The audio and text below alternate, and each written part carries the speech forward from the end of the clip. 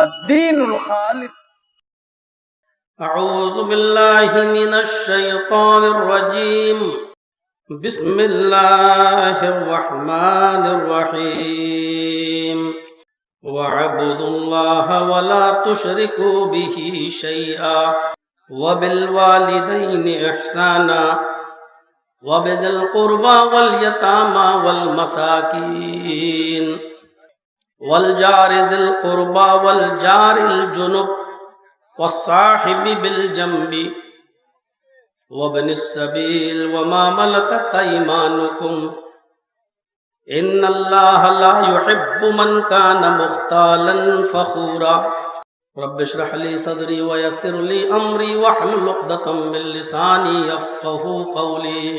پرسوں کا پروگرام میرا بریلی میں تھا، لیکن آج ہی پتہ چلا کہ وہاں کچھ درگاہ کے لوگوں نے مل کر پولیس پرشاسن میں شکایتیں کر کے اس جلسے کو انہوں نے کینسل کروا دیا ہے۔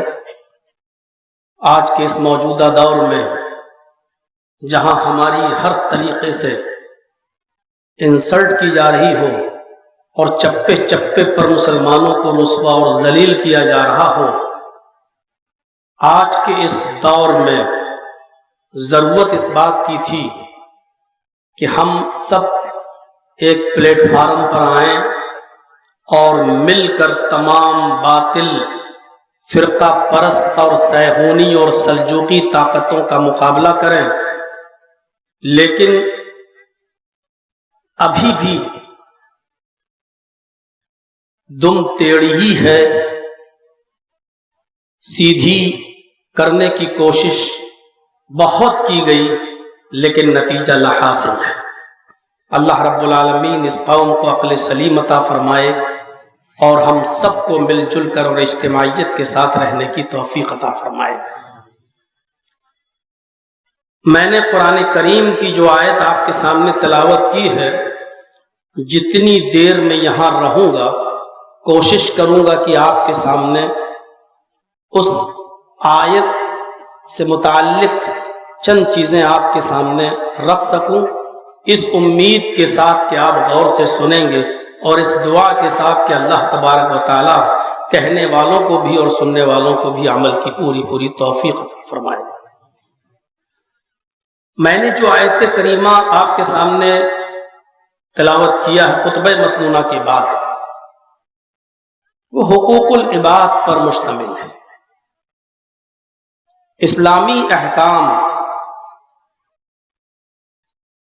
کی دو قسمیں ہیں، ایک کا تعلق حقوق اللہ سے ہے اور ایک کا تعلق حقوق العباد سے ہے۔ حقوق اللہ کی اپنی ایک حیثیت ہے، حقوق العباد کی اپنی ایک حیثیت ہے۔ اور پھر ایک بات کو گرہ باندھ لیجئے گا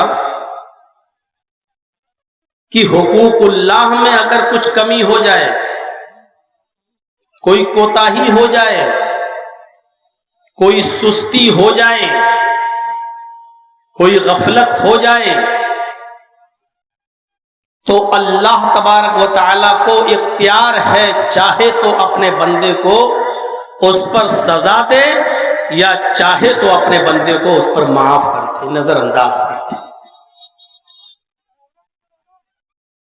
حقوق اللہ کا تعلق اللہ کی ذات سے ہے، اگر اس میں کچھ کمی و بیشی ہوتی ہے تو اللہ کو اختیار ہے، وہ چاہے تو اپنے بندے کو اس پر عذاب دے یا چاہے تو وہ اس کو معاف کر دے۔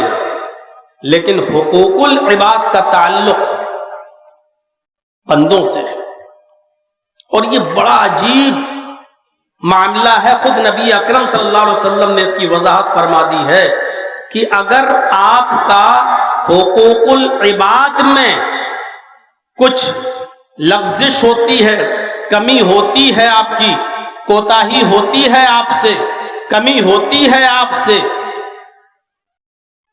تو اللہ تبارک و تعالی بھی اس وقت تک آپ کو معاف نہیں کرے گا جب تک کہ جس کے تعلق سے آپ نے کمی کی ہے، کوتاہی کی ہے، جب تک وہ بندہ آپ کو معاف نہ کر دے اللہ تبارک و تعالی بھی معاف نہیں کرے گا۔ آج میں حقوق العباد کے تعلق سے کچھ باتیں آپ کے سامنے رکھنا چاہتا ہوں۔ چاہے کتنے بڑے تہجد گزار بنے رہیے، فجر کی نماز آپ کی جماعت کے ساتھ بھلے ہی نہ چھوٹتی ہو، تکبیر تحریمہ ہی آپ کی کیوں نہ آپ کو برابر ملتی ہو اور اس میں پہلی صف میں آپ شامل رہتے ہو، کبھی فوت نہ ہوتی ہو، لیکن یاد رکھیے گا اگر حقوق العباد میں ہماری کمی ہو رہی ہے اور ہم حقوق العباد کے معاملے میں سست ہیں تو ہماری عبادتوں کا کوئی فائدہ نہیں ہے۔ ابھی واقعات اور دلائل آپ کے سامنے بعد میں آئیں گے۔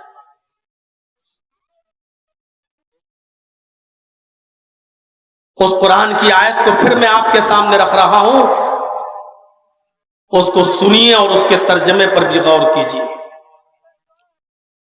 وَاعْبُدُوا اللَّهَ وَلَا تُشْرِكُوا بِهِ شَيْئًا، اللہ کی عبادت کرو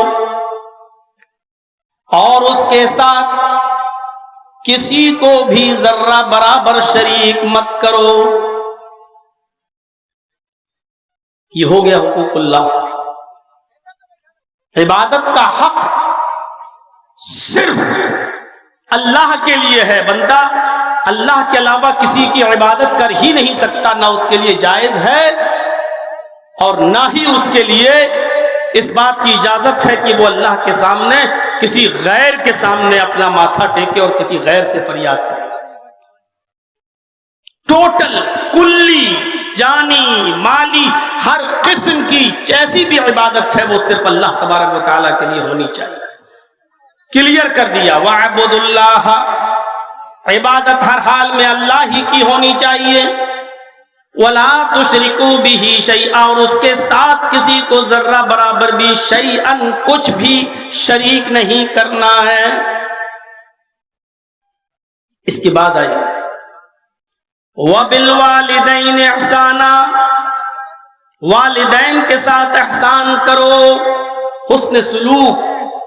یہاں اللہ تبارک و تعالیٰ نے یہ نہیں کہا کہ اپنے ماں باپ کو کھانا کھلاؤ، یہ نہیں کہا کہ اپنے ماں باپ کو پانی پلاؤ، کسی خاص ایک نیکی کا حکم نہیں دیا بلکہ لفظ احسان استعمال کیا ہے۔ وَبِالْوَالِدَيْنِ إِحْسَانًا، اپنے والدین کے ساتھ احسان کرو، اور احسان ہر نیکی کو شامل ہے۔ آپ کے باپ چلنے پھرنے سے عاجز ہیں، اڑ نہیں پا رہے ہیں، چل نہیں پا رہے ہیں، خواہش ظاہر کرتے ہیں کہ بیٹا مجھے ذرا گھر کے باہر ٹھنڈی ہوا میں بٹھا دو، میں تھوڑا سا گھر کے باہر بیٹھنا چاہتا ہوں، میں تھوڑا سا گھر کے باہر کھلی فضا میں بیٹھنا چاہتا ہوں۔ اب بیٹے کی ذمہ داری یہ ہوتی ہے کہ وہ اپنے باپ کو اٹھائے، اس کو گود لے، اپنی پیٹھ پر لاتے اور ان کی خواہش کو پورا کر کے باہر کرسی لگا کر ان کو بٹھا دے۔ باپ بیمار ہیں، اچھا سے اچھا اور بہتر سے بہتر ان کا علاج کرائے، بھوکے ہیں تو ان کو کھانا کھلائے۔ غرض یہ کہ نیکیوں کی جتنی بھی کیٹاگریز، کوالٹیز ہو سکتی ہیں اور نیکیوں میں جو جو چیزیں شامل ہیں وہ ساری کی ساری احسان کے اندر شامل ہیں۔ وَبِالْوَالِدَيْنِ إِحْسَانًا، اور اپنے والدین کے ساتھ احسان کرو، اور یہی احسان کے بعد واو عاطفہ کے ذریعے اور بھی چیزیں پیش کی جا رہی ہیں۔ وَبِذِي الْقُرْبَى وَالْيَتَامَى وَالْمَسَاكِينِ وَالْجَارِ ذِي الْقُرْبَى وَالْجَارِ الْجُنُبِ وَالصَّاحِبِ بِالْجَنبِ وَابْنِ السَّبِيلِ وَمَا مَلَكَتْ أَيْمَانُكُمْ، اپنے قرابت داروں کے ساتھ احسان کرو۔ وَبِذِي الْقُرْبَى، اپنے قرابت داروں کے ساتھ احسان کرو۔ وَالْيَتَامَى، یتیموں کے ساتھ احسان کرو۔ والمساکین اور مسکینوں کے ساتھ بھی احسان کرو، والجار ذی القربا اور اپنے قرابت دار ہمسایہ کے ساتھ بھی احسان کرو، والجار الجنب اجنبی ہمسایہ کے ساتھ بھی احسان کرو، والصاحب بالجنب اپنی پہلو کے ساتھی کے ساتھ بھی احسان کرو، وابن السبیل مسافر کے ساتھ بھی اچھا سلوک کرو، حسن سلوک اس کے ساتھ بھی ہونا چاہیے، وما ملکت ایمانکم اور جن کے تم مالک ہو یعنی اپنے غلاموں اور ماتحتوں کے ساتھ بھی تم احسان کرو، والجار ذی القربا ہمسایہ قرابت دار، والجار الجنب اجنبی ہمسایہ۔ بعض مفسرین نے لکھا ہے ان پڑوسیوں کے ساتھ بھی احسان کرو جن سے تم آشنا ہو، جن کو تم جانتے ہو، جن سے تمہارے اچھے اثر و رسوخ ہیں اور جن سے تم ہر وقت اٹھتے بیٹھتے ہو، جن کے ساتھ جن کو تم پہچانتے ہو ان کے ساتھ بھی اچھا سلوک کرو، اور اجنبی لوگوں کے ساتھ بھی اچھا سلوک کرو جن کو تم نہیں جانتے ہو لیکن وہ تمہارے پڑوس میں ہیں، اجنبی ہے جن سے تم آشنا نہیں ہو لیکن ان کے ساتھ بھی تم اچھا سلوک کرو۔ بعض ہمارے مفسرین نے اس کی تشریح میں یہ بھی لکھا ہے کہ قرابت دار چاہے مسلمان، پڑوسی آپ کا چاہے مسلمان ہو تب بھی اس کے ساتھ اچھا سلوک کرو، اور اگر آپ کا پڑوسی غیر مسلم ہے تب بھی اس کے ساتھ اچھا سلوک کرو۔ والجار ذی القربا والجار الجنب کی یہ بھی تشریح کی گئی ہے، یہ بھی ایک معنی بیان کیا گیا ہے۔ والصاحب بالجنب پہلو کے ساتھی کا مطلب یہ ہے کہ آپ اس سے واقف نہیں، آپ جانتے نہیں، آپ سفر کر رہے ہیں، ٹرین میں بیٹھے ہوئے ہیں، اچانک اس نے آپ کا نام پوچھا، آپ نے اس کا نام پوچھا، اس نے آپ کا بزنس پوچھا، آپ نے اس کا بزنس پوچھا، اب وہ اچانک آپ کا آشنا ہوا ہے، یہ ابھی منٹ 2 منٹ 5 منٹ 10 منٹ آدھا گھنٹہ 1 گھنٹہ پہلے آپ سے اس کی آشنائی ہوئی ہے، یہ ہے والصاحب بالجنب، جس کے ساتھ ابھی ابھی آشنائی ہوئی ہے، جس کے ساتھ ابھی ابھی آپ کی دوستی ہوئی ہے، اس کے ساتھ بھی اچھا سلوک کرو۔ آپ کوئی بزنس کرتے ہیں، کاروبار کرتے ہیں، آپ جانتے نہیں، ابھی ابھی اس کے ساتھ آپ کا تعارف ہوا ہے، ابھی ابھی ایک دوسرے کا انٹروڈکشن ایک دوسرے کے ساتھ ہوا ہے، یہ ابھی ابھی آپ کا دوست بنا ہے، آپ اس کے ساتھ بھی اچھا سلوک کرو، یہ ہے والصاحب بالجنب کا معنی۔ وابن السبیل اور مسافروں کے ساتھ بھی اچھا سلوک کرو، وما ملکت ایمانکم اور اپنے ماتحتوں کا اپنے غلاموں کے ساتھ بھی اچھا سلوک کرو۔ یہ قرآن نے بیان کیا ہے، قرآن نے اتنے لوگوں کی تشریح کرنا وہ بھی آج کے اس خطاب کے اندر شاید ہمارے لیے ممکن نہ ہو سکے، اس لیے پہلے تو ہم اس چیز کو اٹھاتے ہیں کہ حقوق العباد کیا ہے، ان چیزوں کا نمبر بعد میں آئے گا۔ حقوق العباد کیا ہے، اس کی حیثیت کیا ہے، ایسے سمجھنے کی کوشش کریں کہ اللہ تبارک و تعالی نے جب آدم علیہ السلام کے اندر روح ڈالی اور ان کو بہت سے نام سکھائے، ان کی عظمت اور ان کے مقام کو بلند رکھنے کے لیے اللہ تبارک و تعالی نے فرشتوں کو حکم دیا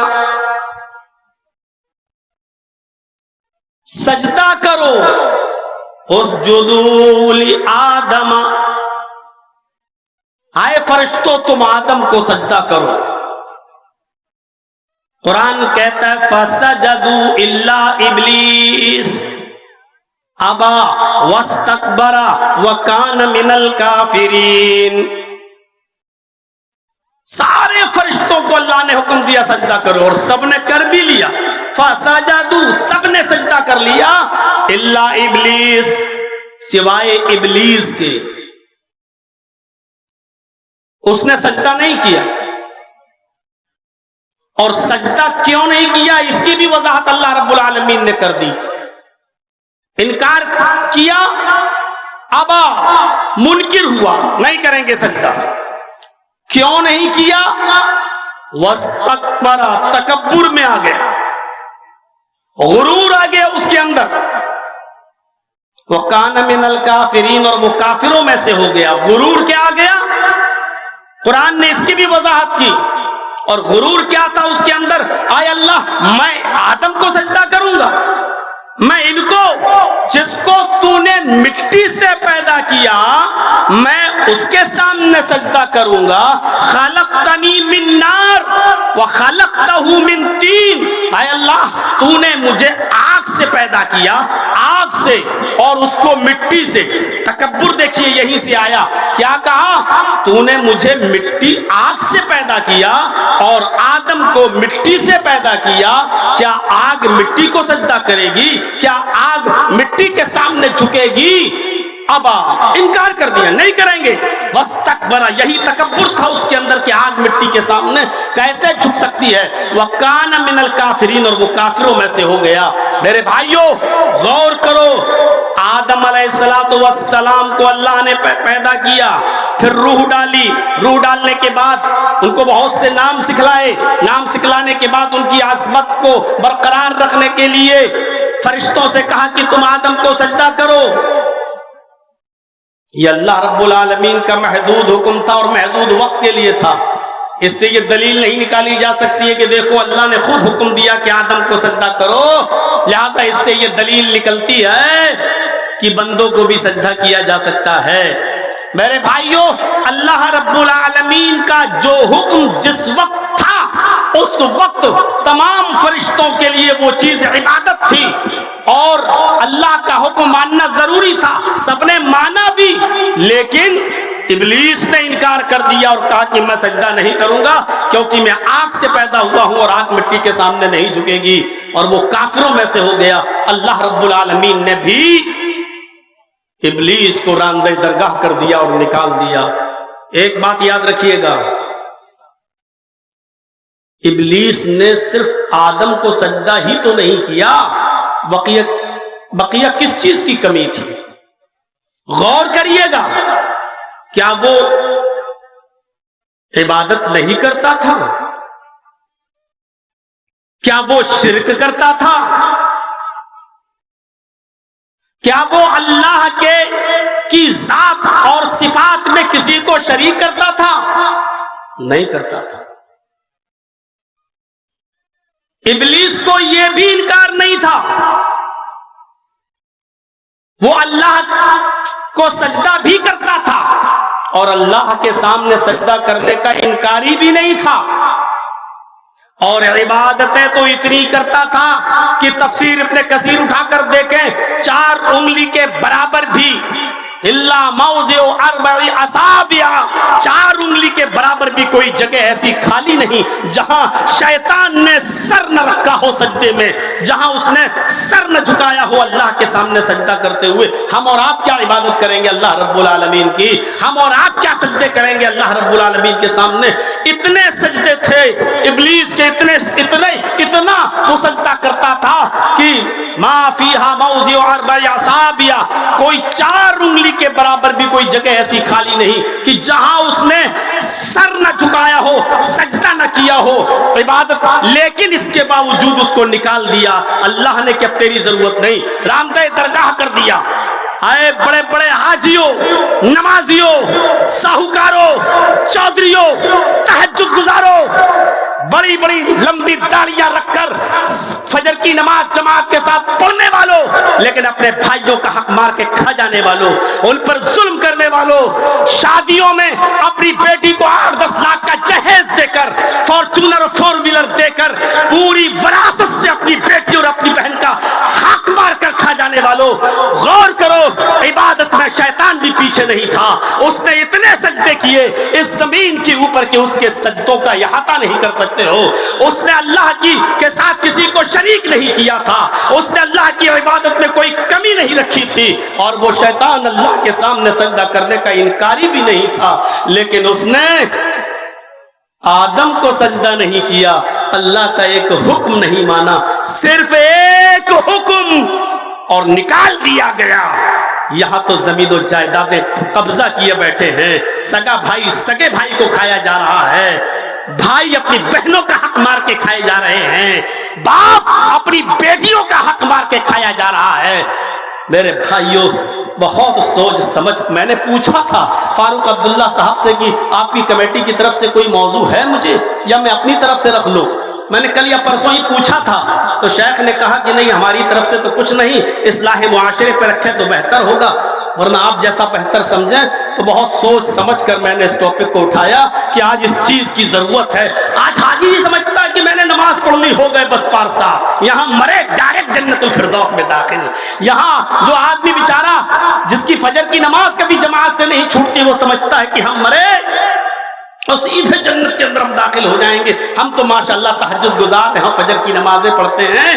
میرے بھائیوں شیطان نے 4 انگلی کے برابر بھی جگہ نہیں چھوڑی جہاں سجدہ نہ کیا ہو، لیکن اس کے باوجود اس نے راندہ درگاہ ہو گیا۔ کیوں؟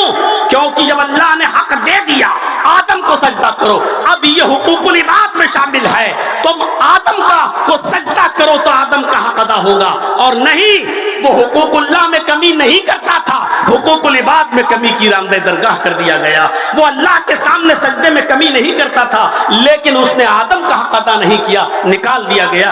یہ ہے حقوق العباد۔ نماز پڑھنے والوں سوچو، بے نمازیوں سے تو آج ہمارا کوئی خطاب ہی نہیں ہے، ان سے تو ہمیں کوئی مطلب ہی نہیں ہے۔ یہاں تو ہم تہجد گزاروں کو مخاطب کر رہے ہیں، یہاں تو ہم ان نمازیوں اور فجر کے میں جماعت نماز پڑھنے والوں سے میں کہہ رہا ہوں ذرا نماز پڑھنے جا رہے ہو ذرا سوچو کہ ہم کسی کا حق تو نہیں مار رہے ہیں۔ سوچئے گا، جائیے گا اور ٹھنڈے دل سے سوچئے گا سوتے وقت۔ نماز بھی پڑھتے ہیں تو مونچھوں پہ ہاتھ پھیرتے ہوئے، داڑھی سہلاتے ہوئے، ایسے لگتا ہے جیسے اللہ پر بہت بڑا احسان کرتے ہوئے آ رہے ہیں۔ میرے بھائیوں وَاعْبُدُوا اللَّهَ وَلَا تُشْرِكُوا بِهِ شَيْئًا، اللہ عبادت اللہ ہی کی، اس کے ساتھ کسی کو شریک نہیں۔ اور اس کے بعد حقوق العباد کا تذکرہ، حقوق العباد میں جو رشتے آئے ہیں وہ بعد میں اس کا تذکرہ۔ پہلے یہ بتا دوں کہ بندہ دیکھیے حضرت آدم کو سجدہ نہیں کیا، راندہ درگاہ ہو گیا۔ آپ کو یاد ہوگا بخاری شریف پڑھیے، کتاب و بدل وحی اٹھائیے، پہلا ہی وہ حدیث انما الاعمال بالنیات کے بعد آپ جب کتاب و بدل وحی پڑھیں گے تو پہلی حدیث میں آپ لمبی حدیثیں آپ کو ملے گی۔ نبی اکرم صلی اللہ علیہ وسلم کئی دن کا کھانا لے جایا کرتے تھے، غار حرا کے اندر اللہ کی عبادت میں مصروف رہا کرتے تھے کہ ایک دن جبرائیل امین آئے، نبی اکرم صلی اللہ علیہ وسلم کے سامنے آ کر بیٹھ گئے، اور بیٹھنے کے بعد فرمایا نبی اکرم صلی اللہ علیہ وسلم سے، حالانکہ ابھی آپ نبی نہیں بنے ہیں، ابھی آپ رسول نہیں بنے ہیں، ابھی قرآن کی کوئی آیت نبی اکرم پر نازل نہیں ہوئی ہے، یہ پہلا واقعہ ہے، پہلا موقع ہے۔ حضرت جبرائیل علیہ السلام نبی اکرم صلی اللہ علیہ وسلم کے پاس جا کر بیٹھ گئے اور کہا اقرا یا محمد، اے محمد پڑھو۔ کیا کہا؟ اقرا یا محمد، اے محمد پڑھو صلی اللہ علیہ وسلم۔ محمد رسول اللہ صلی اللہ علیہ وسلم نے جو جواب دیا وہ وہی جواب تھا ہی، اور فطری طور پر جس انسان نے کبھی کوئی کتاب نہ پڑھی ہو، جس کو کوئی پڑھایا نہ گیا ہو، اس کا وہی جواب ہوگا، اور وہی جواب اللہ کے نبی نے دیا، ما انا بقاری، میں پڑھا ہوا نہیں ہوں۔ پہلے تو ڈر گئی یہ آیا کون ہے، آج تک کوئی نہیں آیا غار حرا میں، یہ کون ہے؟ اور آتے ہی مجھ سے کہہ رہا کہ پڑھو، ما انا بقاری، میں پڑھا ہوا نہیں ہوں۔ بخاری کے الفاظ، اللہ کے نبی فرماتے ہیں کہ اس نے مجھے پکڑا، اپنے سینے سے لگایا، اور اس نے اتنی زور سے مجھے دبایا کہ مجھے ایسا لگا کہ کہیں میری جان نہ چلی جائے۔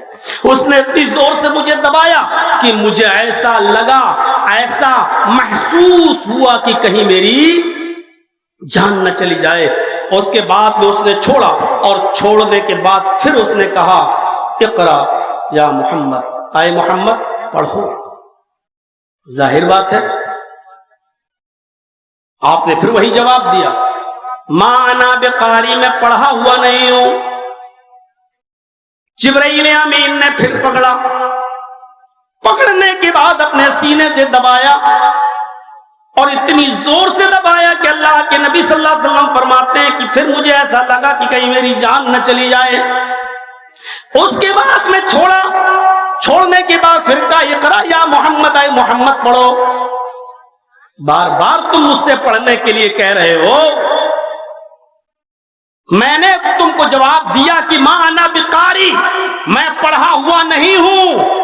بعض دوسری روایتوں میں یہاں تک آتا ہے کہ اللہ کے نبی نے تیسری بار اس سے کہا ماذا کرو، مجھ سے بار بار کہنے والے پڑھو پڑھو پڑھو، تم ہی بتاؤ کہ میں کیا پڑھوں، جبکہ میرا جواب یہ کہ ما انا بقاری، میں پڑھا ہوا نہیں ہوں، تو اب آپ ہی بتاؤ کہ میں کیا پڑھوں، بار بار کہہ رہے ہو پڑھو تو تم ہی بتاؤ میں کیا پڑھوں۔ پکڑا، پھر دبایا، اور اتنی زور سے دبایا کہ اللہ کے نبی صلی اللہ علیہ وسلم فرماتے کہ مجھے پھر محسوس ہوا کہ کہیں میری جان نہ چلی جائے، اور اس کے بعد میں چھوڑا، اور چھوڑنے کے بعد کہا اقرأ باسم ربک الذی خلق، خلق الانسان من علق، اقرأ وربک الاکرم الذی علم بالقلم، علم الانسان ما لم يعلم۔ یہ 5 آیتیں نازل ہوئیں نبی اکرم جناب محمد رسول اللہ صلی اللہ علیہ وسلم کے اوپر۔ اقرأ باسم ربک الذی خلق، خلق الانسان من علق، اقرأ وربک الاکرم الذی علم بالقلم، علم الانسان ما لم يعلم۔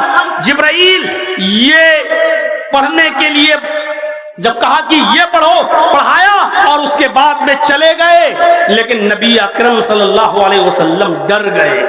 ابھی آپ کو پتہ نہیں ہے، ابھی یہ بھی نہیں معلوم کہ میں اللہ کا رسول بنا دیا گیا ہوں، ابھی یہ بھی نہیں معلوم کہ یہ تھا کون، لیکن اس حادثے سے آپ ڈر گئے، اور اتنا ڈر گئے کہ آپ نے رات ہی میں وہ غار حرا چھوڑ دی، اور وہاں سے دوڑے اپنے گھر کی طرف گئے، اور جیسے ہی اپنے گھر میں انٹری لیتے ہیں، بخاری کتاب بدل الوحی کے الفاظ ہیں، اپنے گھر میں گھستے ہیں، حضرت خدیجہ سے کہتے خدیجہ زملونی زملونی یا خدیجہ، زملونی یا خدیجہ، اے خدیجہ مجھے چادر اڑاؤ، اے خدیجہ مجھے کمبل اڑاؤ، اے خدیجہ مجھے چادر اڑاؤ، مجھے ڈر لگ رہا ہے۔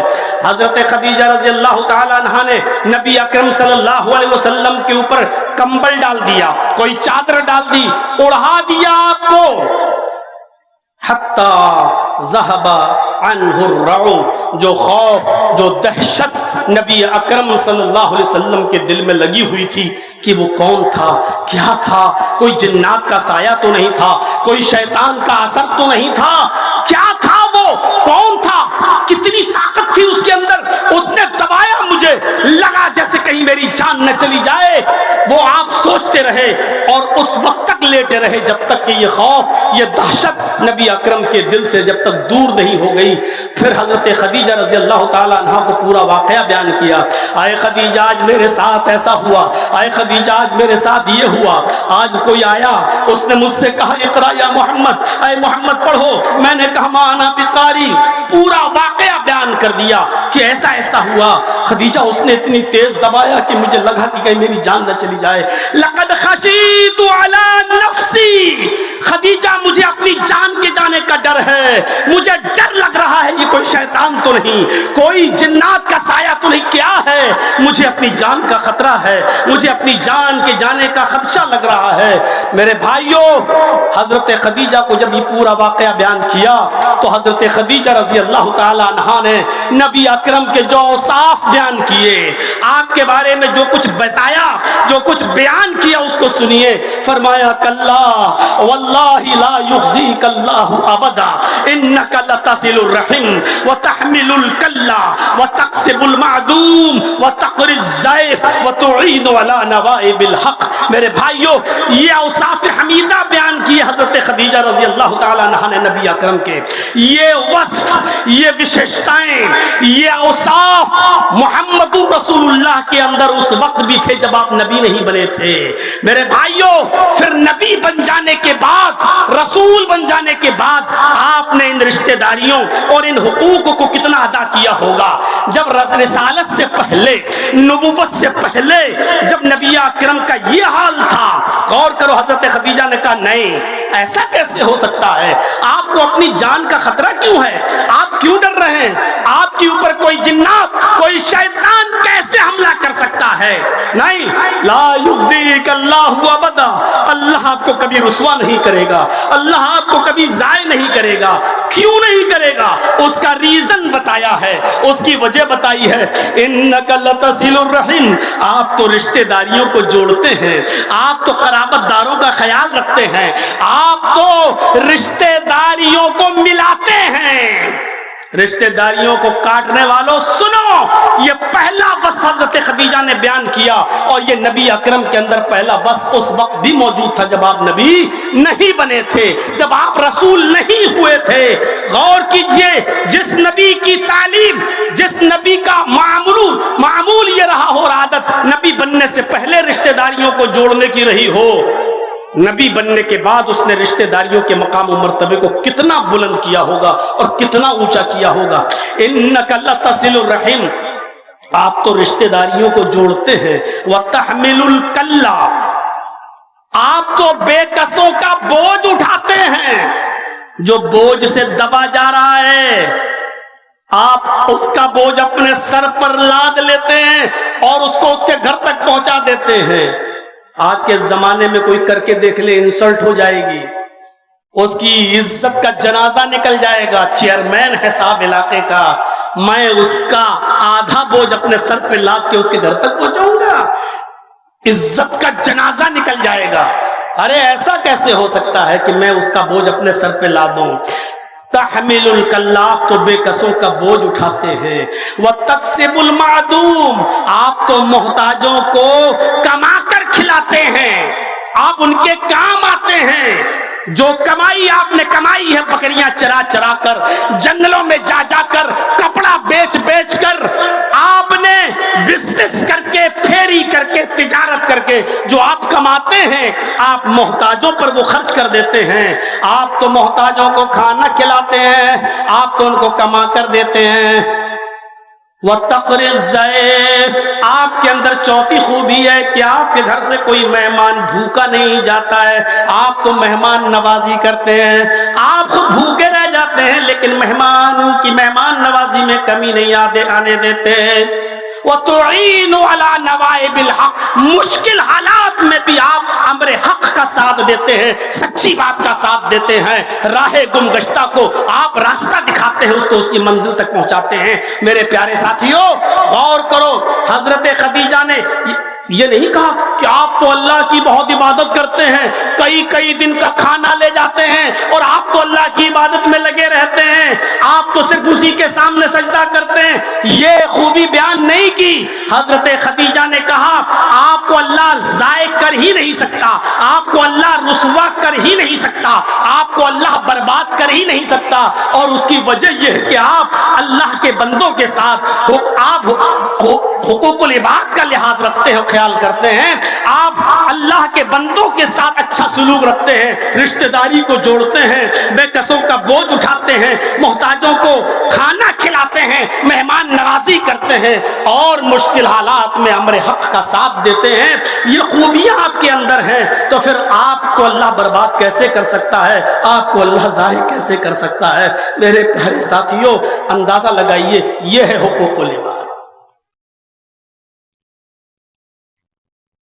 نبی اکرم جناب بخاری کی روایت ہی ہے، حضرت محمد رسول اللہ صلی اللہ علیہ وسلم نے ایک مرتبہ مجلس میں تمام صحابہ سے جب پوچھا تو یہی تو کہا تھا، من اصبح منکم اليوم صائما، آج کون ایسا شخص ہے جس نے صبح اس حال میں کی کہ وہ روزے سے ہو، نفلی روزے کے بارے میں، تو ابو بکر صدیق ہی اٹھے تھے.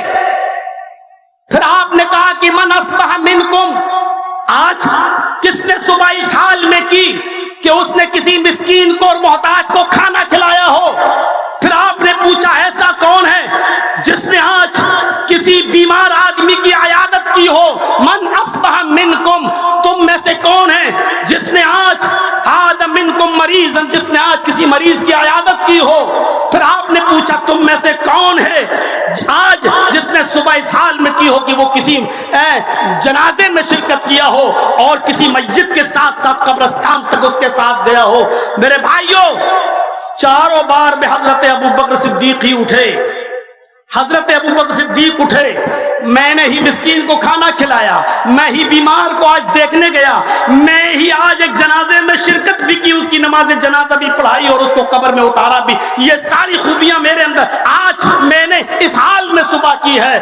ہاں اس کے ساتھ ساتھ حقوق اللہ بھی ادا کیا، وہ الگ بات ہے کہ روزہ فرض نہیں تھا لیکن اس کے باوجود میں نے نفلی روزہ رکھا۔ ایک کام تھا صرف نفلی روزہ، بقیہ تینوں چیزیں جو بتائیں وہ حقوق و لباس سے تعلق رکھتی ہیں۔ تو اللہ کے نبی صلی اللہ علیہ وسلم نے کیا فرمایا؟ جس نے صبح اس حال میں کی وہ جنت میں میرے ساتھ ہوگا، وہ جنت میں داخل ہوگا۔ آئے ابو بکر تم جنت کے اندر داخل ہوگے؟ میرے پیارے ساتھیوں غور کرو، حقوق و لباس کی یہ اہمیت ہے، حقوق و لباس کا یہ مقام اور یہ مرتبہ ہے۔ آج ہم کیا حقوق و لباس کا خیال رکھ رہے ہیں؟ جائیے گا سوچئے گا ہمارا پڑوسی کے ساتھ کیا معاملہ ہے۔ حقوق و لباس میں صرف اتنا ہی نہیں آتا ہے، غیر مسلموں کے ساتھ کیا سلوک ہے، مسلمانوں کے ساتھ کیا سلوک ہے، مسلم قیدیوں کے ساتھ کیا سلوک ہے، عورتوں کے ساتھ کیا سلوک ہے، بیویوں کے ساتھ کیا سلوک ہے، بیواؤں کے ساتھ کیا ہمارا سلوک ہے، یتیموں کے ساتھ کیا ہمارا سلوک ہے، غیر مسلموں کے ساتھ کیا ہمارا سلوک ہے۔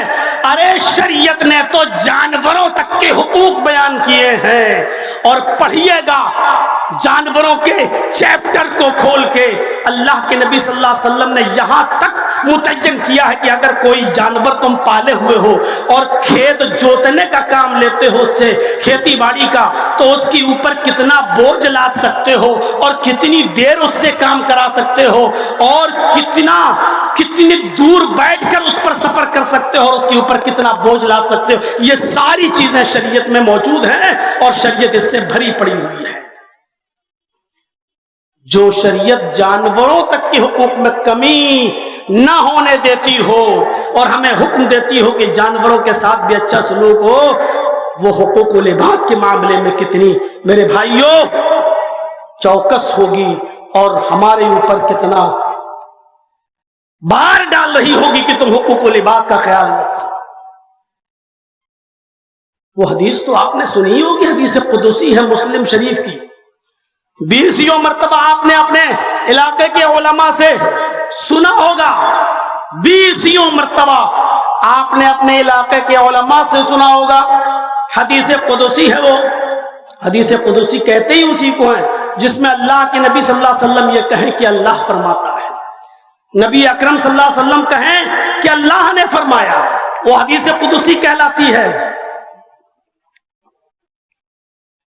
قیامت کے دن اللہ رب العالمین ایک شخص کو بلائے گا،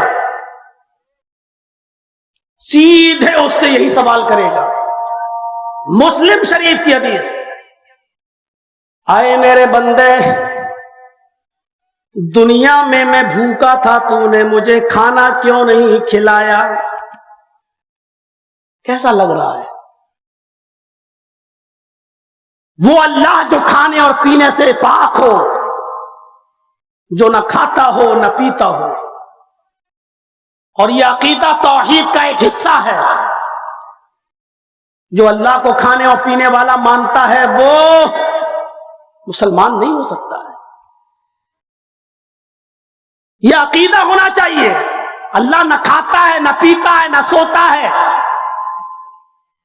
لا تأخذہ سنۃ ولا نوم، اس کو اونگ تک نہیں آتی، نیند تو بہت دور کی بات۔ اونگ تو جانتے ہی ہے نا، اور نہ جانتے ہو تو جمعے کے دن چلے جائیے گا مسجد میں، جاتے ہی ہوں گے، اور کوئی مولانا صاحب بیچارے سیدھی سیدھی تقریر کر رہے ہوں، جیسے کتاب پڑھی جاتی ہو اس انداز میں سمجھا رہے ہوں، تو بھی یہ اس کو یہ بھی نہیں آتی۔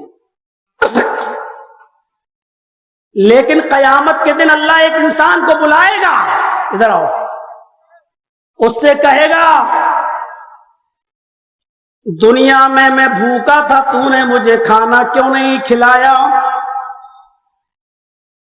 اور اس آدمی کا جواب بھی یہی ہوگا، اے اللہ تجھے کون کھلائے گا اور کیسے کھلا سکتا ہے، تو تو کھاتا ہی نہیں، اے اللہ تو تو ساری کائنات کو کھلانے پلانے والا ہے، پھر تو کیسے؟ اس کے جواب میں اللہ رب العالمین جو کہے گا، اے میرے بندے دنیا میں میرا فلاں بندہ بھوکا تھا، اے میرے بندے دنیا میں میرا فلاں بندہ بھوکا تھا، اگر تو نے اس کو کھلایا ہوتا تو تو مجھے اس کے پاس پاتا۔ اس کے پاس پاتا مطلب یہ تھوڑی کہ میں وہاں موجود ہوتا، یعنی میں تیری مدد کے لیے حاضر رہتا۔ اللہ رب العالمین کے لیے ضروری نہیں ہے کہ وہ آسمان سے اتر کر دنیا پر آئے اور لوگ کہیں کہ نہیں وہ یہاں ہے، وہ اس بوتل میں بھی ہے، وہ اس کیمرے میں بھی ہے، وہ اس مجلس میں بھی ہے۔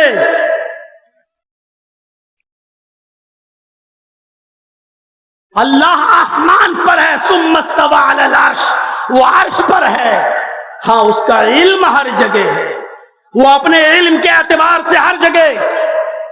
میرے بندے اگر تو نے اس کو کھلایا ہوتا تو تو مجھے اس کے پاس پاتا ہے، نہیں میں تیری مدد کرتا۔ جب تو اس کا نہیں ہوا تو میں تیرا نہیں، کیوں تیری مدد کروں؟ کتنی بڑی حقوق العباد کی طرف اشارہ کر رہی ہے یہ حدیث۔ ایک بھوکے کو کھانا کھلانا ہی نہیں، دوسروں کو ابھارنا بھی، ارے محتاجوں کو مسکینوں کو کھانا کھلاؤ، یہ شریعت کا ایک حصہ ہے۔ وَلَا يَحُضُّ عَلَىٰ طَعَامِ الْمِسْكِينِ، یہ وہ شخص ہے جو لوگوں کو فقیر محتاج اور بھوکوں کو کھانا کھلانے کے لیے اکساتا نہیں تھا، ابھارتا نہیں تھا۔ قرآن پڑھیے، کانا ولا یحض علی طعام المسکین، یہ وہ شخص ہے جو محتاج کو مسکینوں کو کھانا کھلاتا نہیں تھا، یہ نہیں دوسروں کو کھلانے کے لیے ابھارتا نہیں تھا، اکساتا نہیں تھا۔ کھلانا بھی ہے اور دوسروں کو ابھارنا بھی ہے، بھائی بھوکوں کو کھانا کھلاؤ، محتاجوں کو کھانا کھلاؤ۔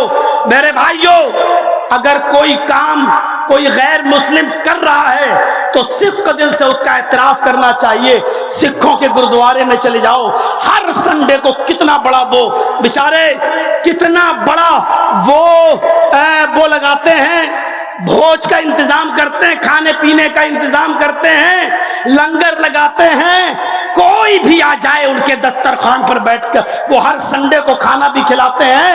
چلے جائیے چاندنی چوک پر اور چلے جائیے آپ میرے بھائیوں ناندیڑ، جس کا پورا نام ہے حضور صاحب کا ناندیڑ، آپ وہاں چلے جائیے جہاں لائن لگی رہتی ہے رکشے والوں کی اور لائن لگی رہتی ہے غریبوں کی، اور وہاں تو بڑے بڑے امیر بھی چلے جاتے ہیں اور کھا کے آتے ہیں۔ اگر کھانا غریب اور مسکینوں کے لیے کوئی کھلا رہا ہے، لنگر کا انتظام کر رہا ہے، اگر کسی کے اندر یہ اچھی صفت ہے تو کھل کر اس کا اعتراف بھی کرنا چاہیے۔ جو کام مسلمانوں کے لیے تھے کہ وہ مسکینوں کو کھانا کھلائیں، محتاجوں کو کھانا کھلائیں، فقیروں کو کھانا کھلائیں، آج یہ صفت ان کے اندر سے نکل گئی۔ ایک موقع پر کھانا، بس شادی ہوگی تو ڈٹ کر،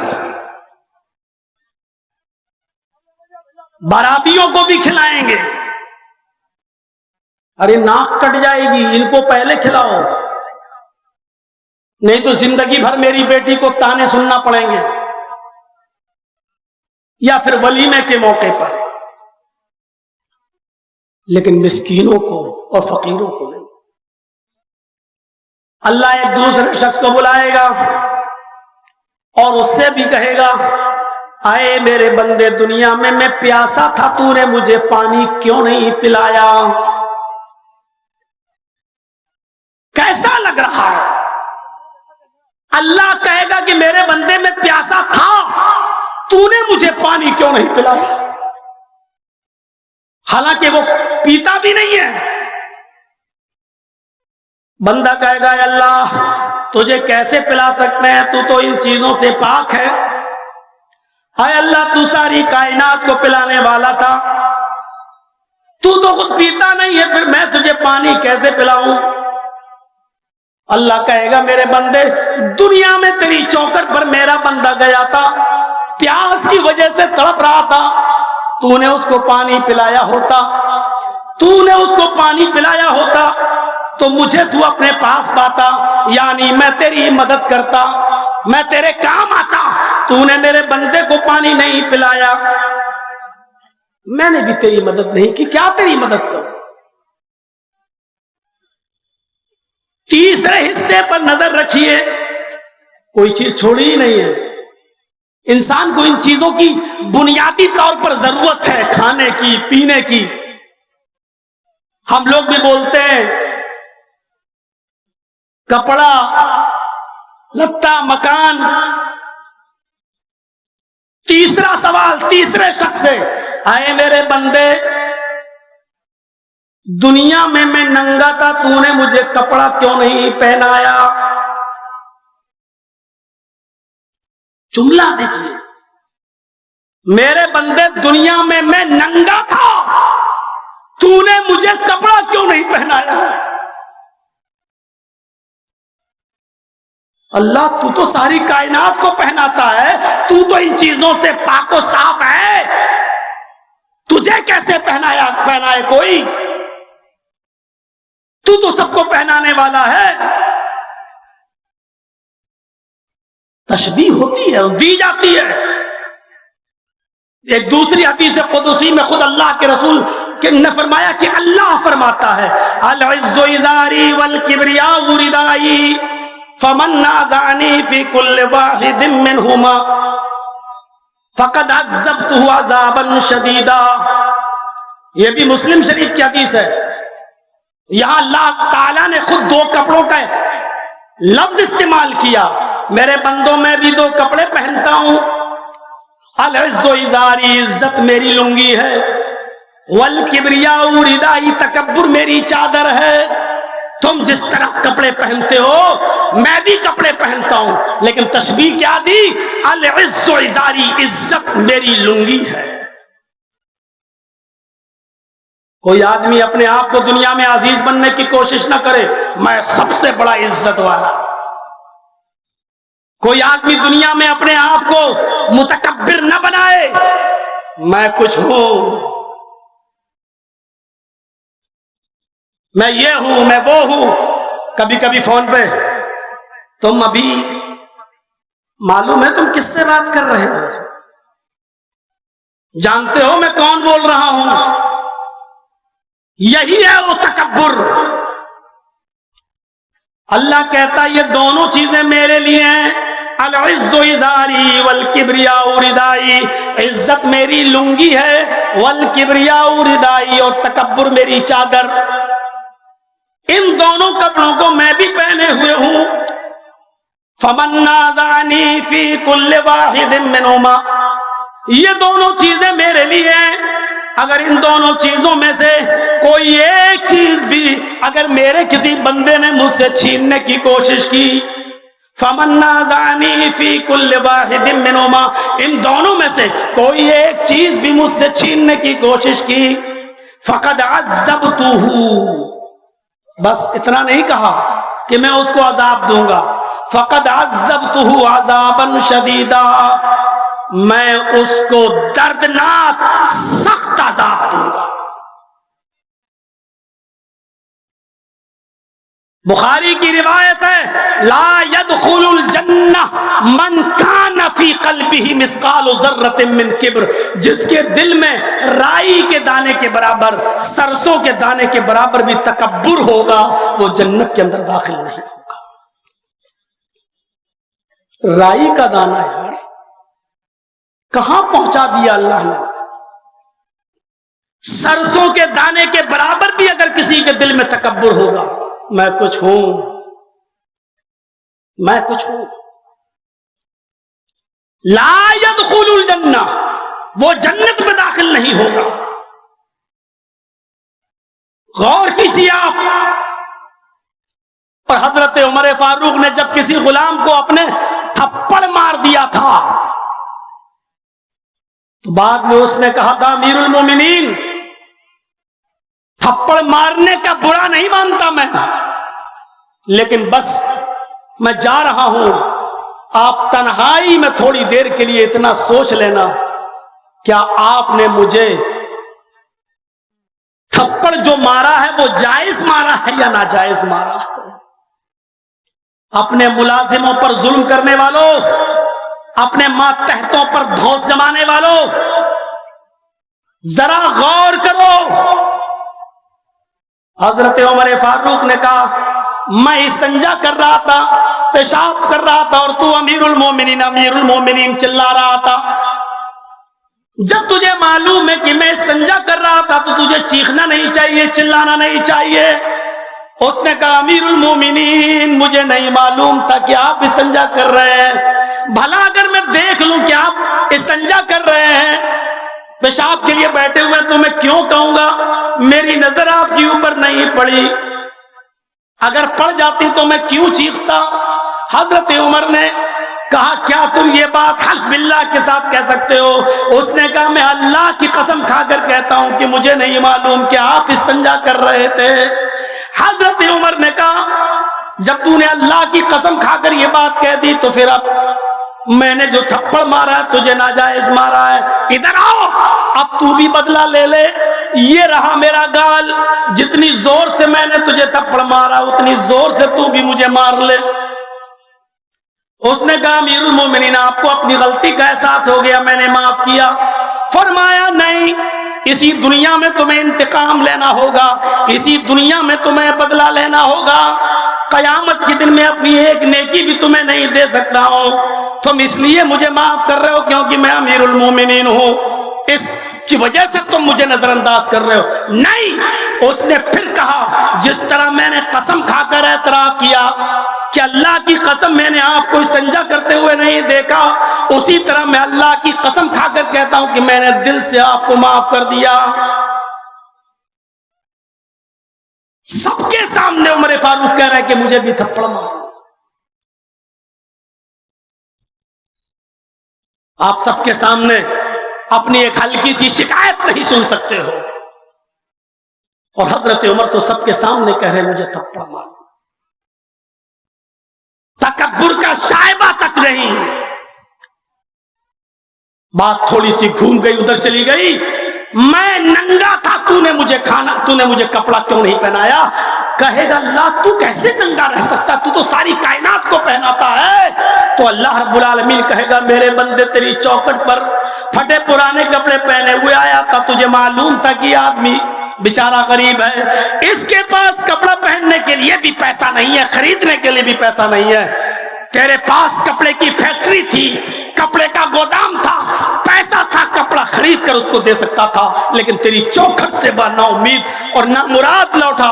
اس لیے اگر تو اس کی مدد کرتا تو میں تیری مدد کے لیے حاضر ہوں، میں تیری مدد کرتا۔ اگر تو اس کو کپڑا پہناتا تو تو مجھے اس کے پاس پاتا۔ غور کرو میرے پیارے ساتھیوں، یہ حدیث حقوق العباد پر کتنی بڑی اہمیت رکھتی ہے، اور کیا بتاتی ہے کہ بھوکے، ننگے، محتاج، غریب ایسے لوگوں کے لیے ہمیں اور آپ کو اس دنیا میں پیدا کیا گیا ہے، اتارا گیا ہے کہ تم زمین والوں پر رحم کرو، آسمان والا تمہارے اوپر رحم کرے گا۔ یہ سب حدیثیں ایسے ہی مسجدوں میں سنانے کے لیے نہیں ہوتی کہ سن لو ایک کان سے اور دوسرے کان سے اڑا دو۔ محمد رسول اللہ ایک جنگ کے لیے اعلان کر رہے ہیں، لوگوں نے اپنے اپنے نام لکھا دیے ہیں، سب تیار ہیں جنگ میں جانے کے لیے۔ اب اللہ کے نبی صلی اللہ علیہ وسلم نے اس جہاد کے لیے لوگوں سے صدقہ مانگا، لوگوں سے تعاون مانگا، لوگوں سے فرمایا آئے لوگوں، ایسے ہی جہاد نہیں ہوتا ہے، تلواریں لینا پڑتی ہیں، تیر لینا پڑتے ہیں، نیزہ لینا پڑتا، گھوڑے خریدنا پڑتے، زین لینا پڑتا ہے، بہت سی چیزوں کی ضرورت ہوتی ہے، پتہ نہیں جنگ میں کتنے دن لگ جائے، خورد و نوش کھانے پینے کی چیزوں کو بھی لینا پڑتا ہے۔ اس لیے اس میں آپ نے اکسایا کہ صدقہ کرو، خیرات کرو، جس کے پاس جو حیثیت ہو وہ دے، اپنی اپنی حیثیت کے مطابق تعاون فرمائے۔ دارمی و طبرانی کے الفاظ ہیں، اللہ کے نبی تعاون مانگ رہے ہیں۔ بیٹھو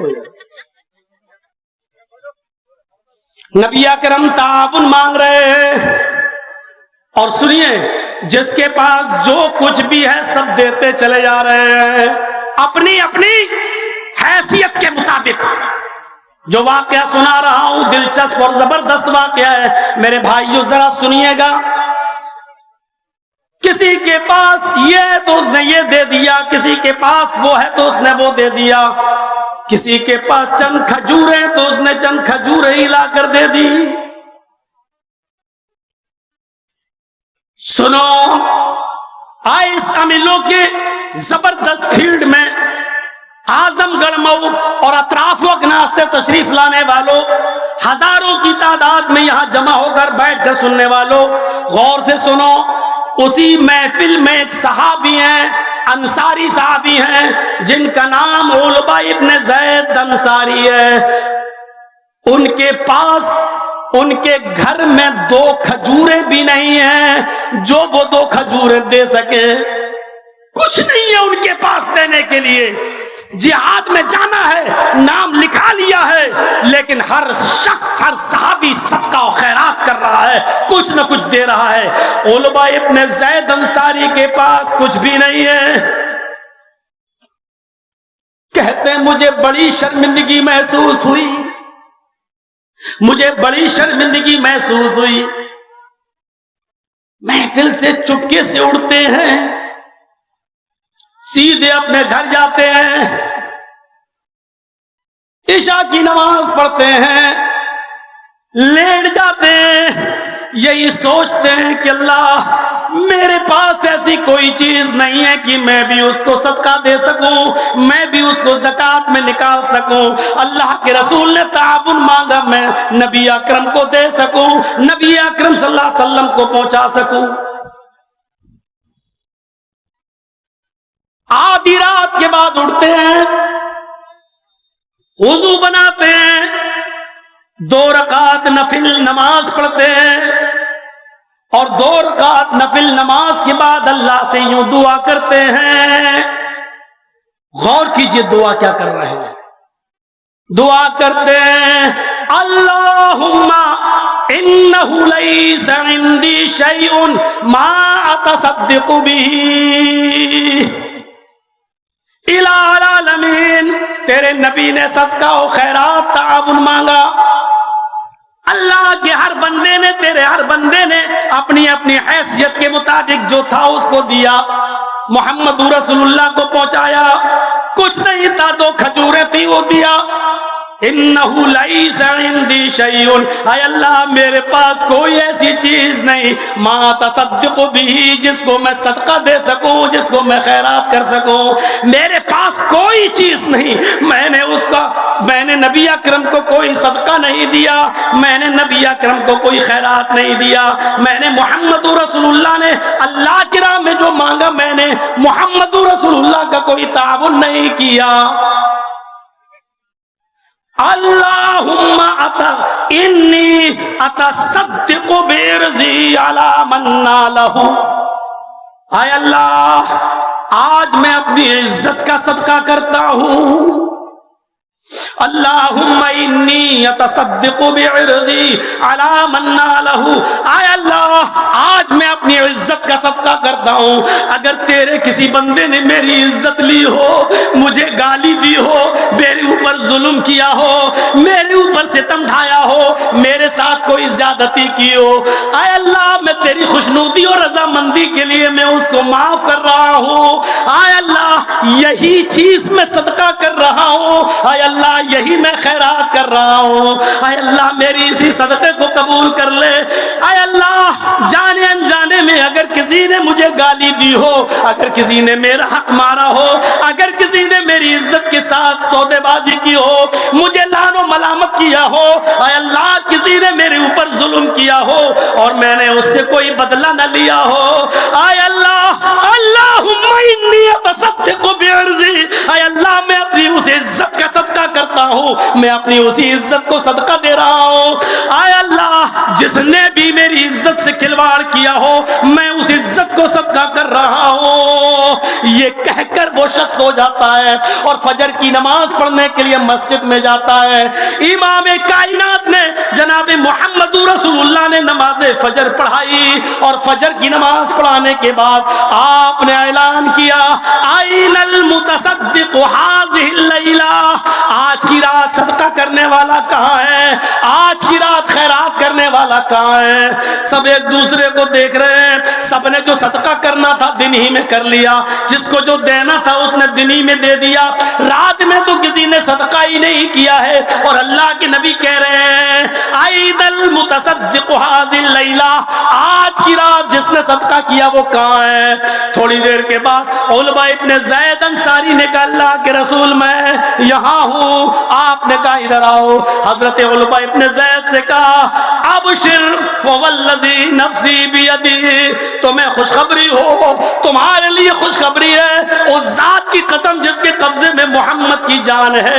ابھی ابھی جبریل نے مجھے بتایا ہے کہ جاؤ آج کی رات صدقہ دینے والے سے کہہ دو کہ اللہ رب العالمین نے تمہارے صدقے کو مقبول صدقے میں لکھ لیا ہے، تمہارا صدقہ قد کتبت فی الزکاۃ المقبلہ، اللہ رب العالمین نے مقبول زکات میں اس کو لکھ لیا ہے، یعنی تمہارا کل رات آج کی رات جو صدقہ تھا اللہ نے اس کو قبول کر لیا ہے۔ میرے پیارے ساتھیوں غور کرو، یہ بہت بڑی ظلم و زیادتی ہے کہ ہم کسی کے اوپر ظلم کریں، ہم کسی کے اوپر زیادتی کریں، یہاں تک کہ اگر ہم نے کسی کو گالی بھی دی ہے معاف کیجئے گا تو یہ بھی اس وقت تک معاف نہیں کرے گا اللہ جب تک وہ بندہ آپ کو معاف نہ کر دے جس کو آپ نے گالی دی ہے۔ یہ بھی کبیرہ گناہوں میں شامل ہے، کبیرہ گناہوں میں شامل ہے۔ میرے بھائیوں ہماری آنکھوں کے سامنے ظلم ہوتے رہتے ہیں، ہماری آنکھوں کے سامنے ظلم ہوتے رہتے ہیں۔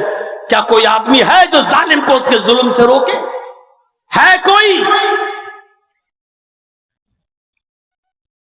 من مشى مع ظالم ليقويه، اللہ کے نبی فرماتے ہیں جو ظالم کے ساتھ چلا اس ارادے کے ساتھ کہ ظالم کو تقویت پہنچائے، اس ارادے کے ساتھ کہ ظالم کا ساتھ دیں، ظالم کو تقویت پہنچائے، فقد خرج من الاسلام، اللہ کے نبی فرماتے ہیں کہ وہ اسلام سے نکل جاتا ہے، وہ اسلام سے خارج ہو جاتا ہے۔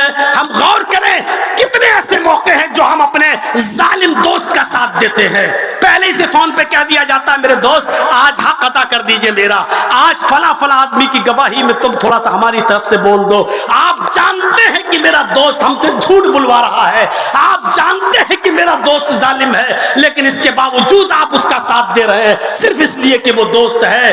من مشى مع ظالم ليقويه، اللہ کے نبی فرماتے ہیں جو ظالم کے ساتھ کھڑا ہوا اس لیے کہ اس کو طاقت پہنچائے، اس کا ساتھ دے، فقد خرج من الاسلام، وہ اسلام سے خارج ہو جاتا ہے۔ اور اسی لیے امام کائنات نے فرمایا انصر اخاک ظالما او مظلوما، اپنے بھائی کی مدد کرو چاہے وہ ظالم ہو یا مظلوم ہو، اپنے بھائی کی مدد کرو چاہے وہ ظالم ہو خواہ وہ مظلوم ہو۔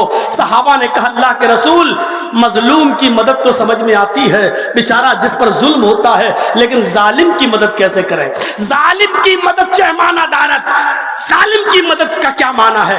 ہم ظالم کی مدد کیسے کریں؟ تو اللہ کے نبی نے فرمایا ظالم کو اس کو ظلم کرنے سے روک دو، یہی اس کی مدد ہے۔ ظالم کو ظلم کرنے سے روک دو، یہی اس کی مدد ہے۔ علامہ ذہبی کی ایک کتاب ہے اور بڑی مشہور کتاب ہے کتاب الکبائر کے نام سے، علامہ ذہبی نے کتاب الکبائر میں ایک واقعہ نقل کیا ہے، اس واقعے کو ذرا سنیے میرے بھائیوں کہ ایک شخص نے دریا کے کنارے ایک مچھلی کا شکار کیا، مچھلی تھوڑی بڑی تھی، اس کو خوشی ہوئی کہ یہ مچھلی میرے پاس آ گئی، چلو آج ہم کثیر العیال ہیں، ہمارے بچے زیادہ ہیں تو ہمارے بیوی بچے آج اسی مچھلی کو کھا کر آج اب کی رات اپنی بھوک مٹائیں گے اور آرام سے سو جائیں گے۔ وہ مچھلی کو لے کر آ رہا تھا، راستے میں کسی ظالم شخص نے اپنے ساتھیوں کے ساتھ مل کر اس مظلوم سے اس مچھلی کو لے جانے والے سے کہا کہ یہ مچھلی مجھے دے دو۔ اس نے کہا بھائی میں دریا سے پکڑ کے لایا ہوں اور میرے زیادہ بچے ہیں اور میرے پاس کوئی چیز نہیں ہے کھلانے کے لیے، میں تمہیں کیسے دے دوں؟ اس نے کہا دے رہا ہے یا نہیں؟ زیادتی کی تو اس شخص نے کہا بھائی اگر لے رہے ہو تو اس کی قیمت دے دو۔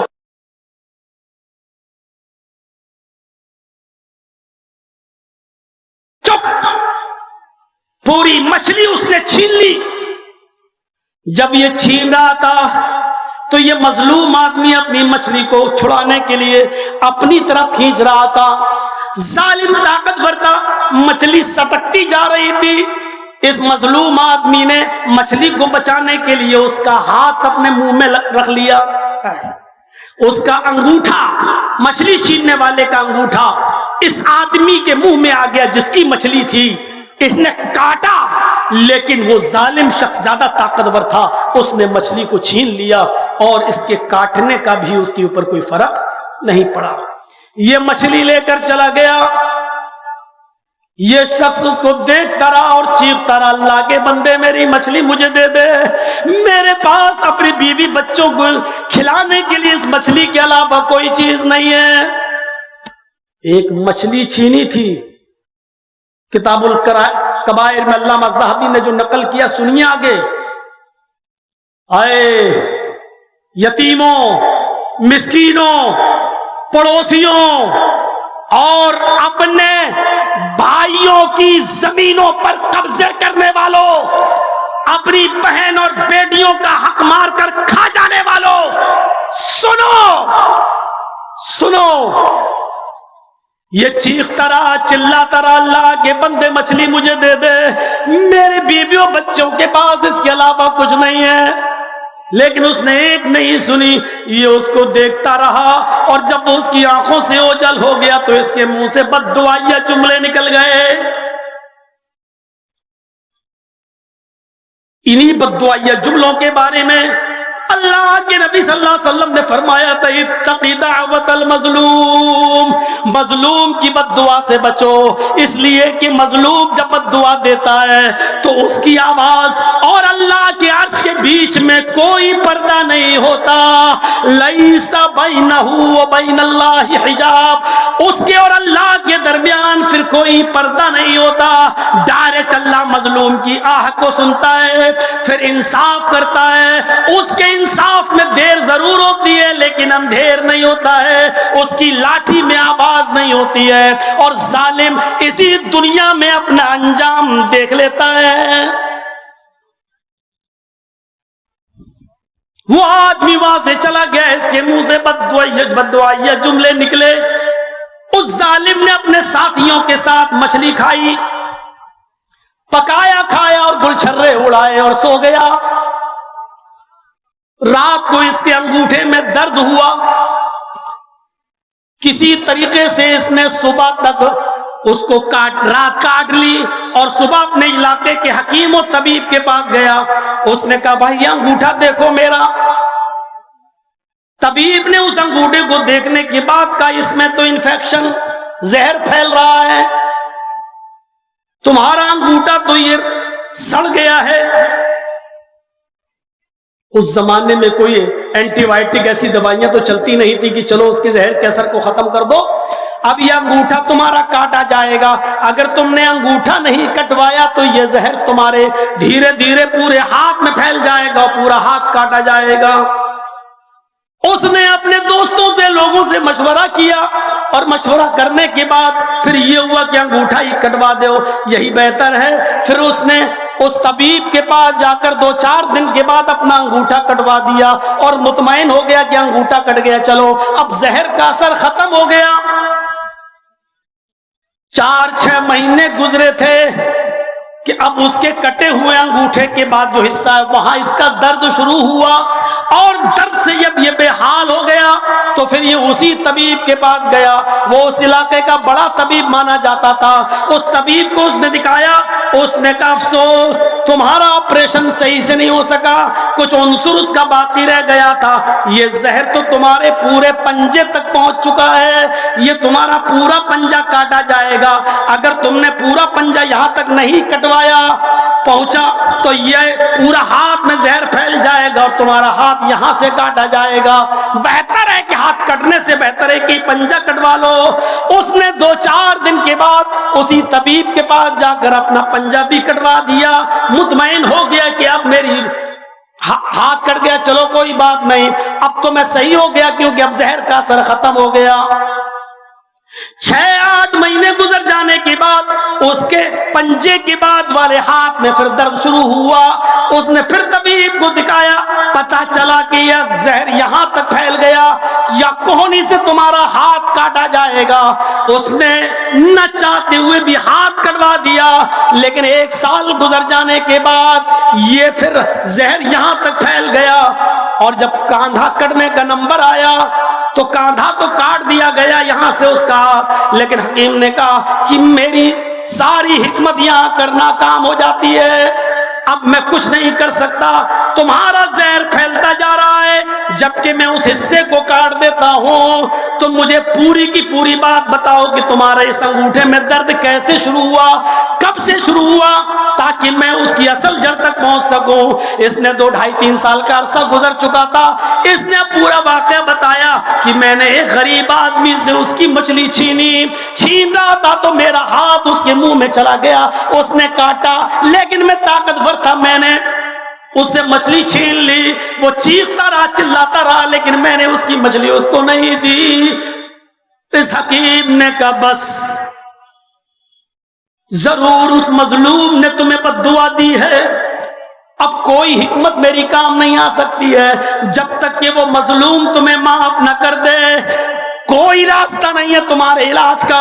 میں کاندھا بھی کاٹ دیا لیکن یہ زہر تمہارے پورے جسم میں پھیلے گا، اگر تم اپنی جان بچانا چاہتے ہو تو کسی نہ کسی طرح اس غریب اور مظلوم انسان کو ڈھونڈو اور تلاش کرو اور اس سے اپنی معافی تلافی کرو، اگر وہ تمہیں معاف کر دے تو شاید اللہ بھی تمہیں معاف کر دے اور تم بچ سکو، ورنہ کوئی اور دوسرا علاج نہیں ہے تمہارا۔ اس زمانے کا حکیم بھی کتنا خدا ترستا، اس نے اس کو بالکل صاف صاف بات بتا دی، اور یہ آدمی اس مظلوم کو ڈھونڈنے لگا۔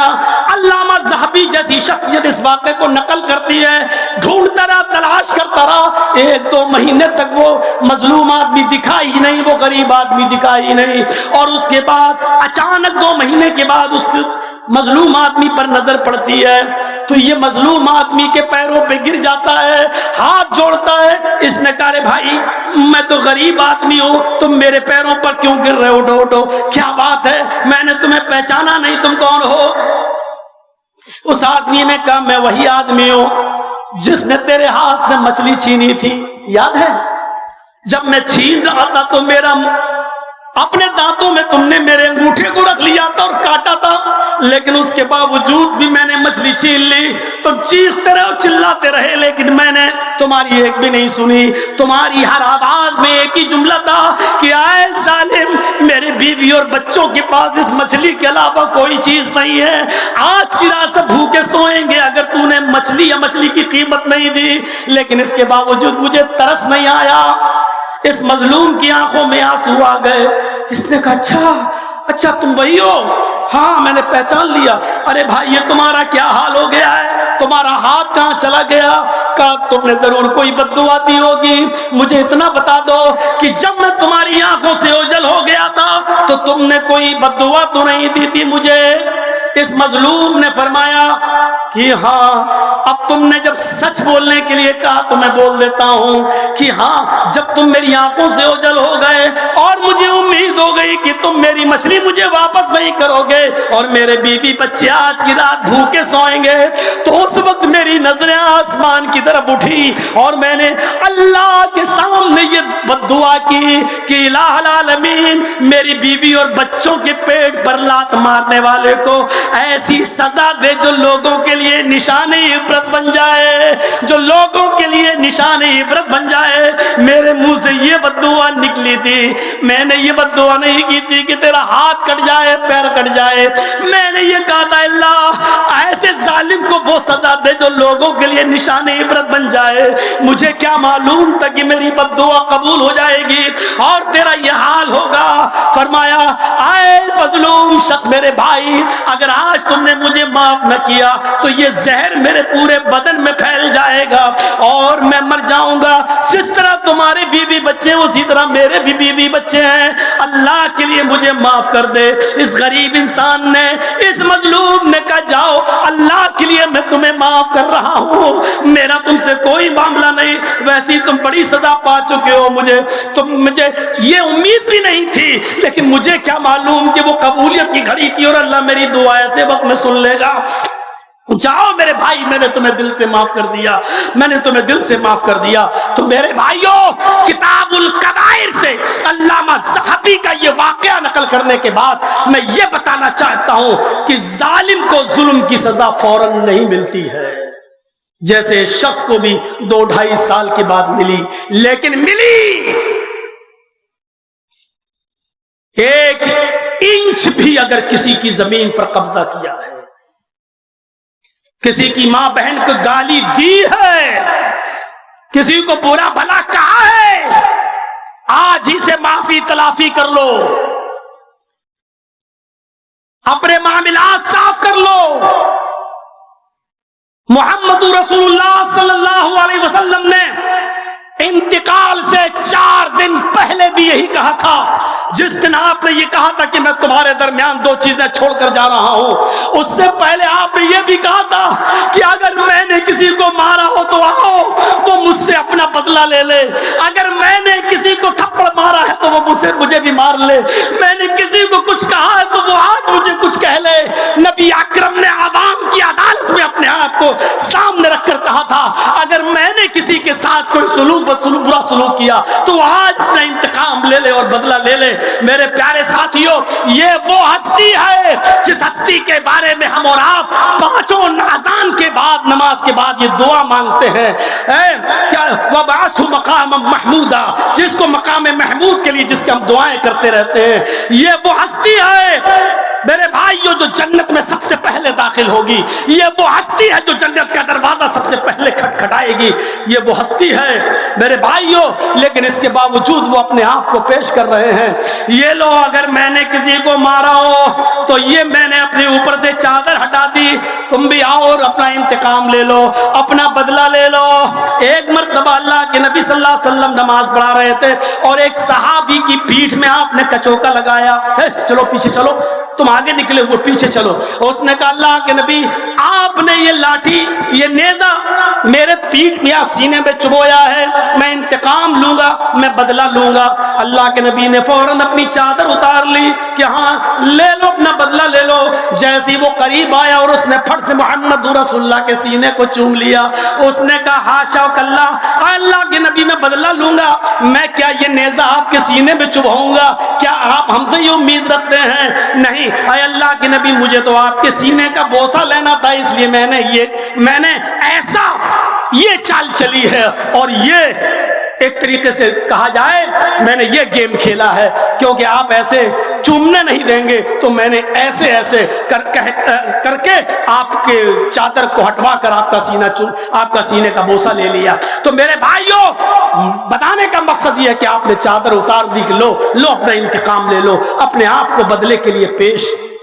وہ ہستی جب کر سکتی ہے تو ہم اور آپ ان سے بڑے تو نہیں ہیں، ان سے اونچا مقام تو ہمارا اور آپ کا نہیں ہے، پھر ہم اور آپ اپنے آپ کو بدلے کے لیے کیوں پیش نہیں کر سکتے، انتقام کے لیے کیوں پیش نہیں کر سکتے؟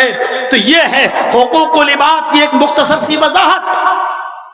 اس کے بعد سب سے پہلی جو چیز بیان کی ہے اللہ کے نبی قرآن نے، وہ ہے حقوق العباد میں وَبِالْوَالِدَيْنِ احسانا، والدین کے ساتھ احسان کرو۔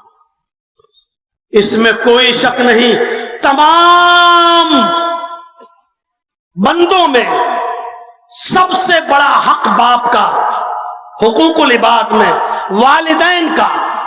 اور اسی لیے نبی اکرم صلی اللہ علیہ وسلم سے جب پوچھا جاتا تھا تو آپ یہی کہتے تھے کہ سب سے بڑا گناہ شرک باللہ، اس کے بعد حقوق الوالدین، ماں باپ کی نافرمانی کرنا، ماں باپ کو ستانا، ماں باپ کی نافرمانی کرنا۔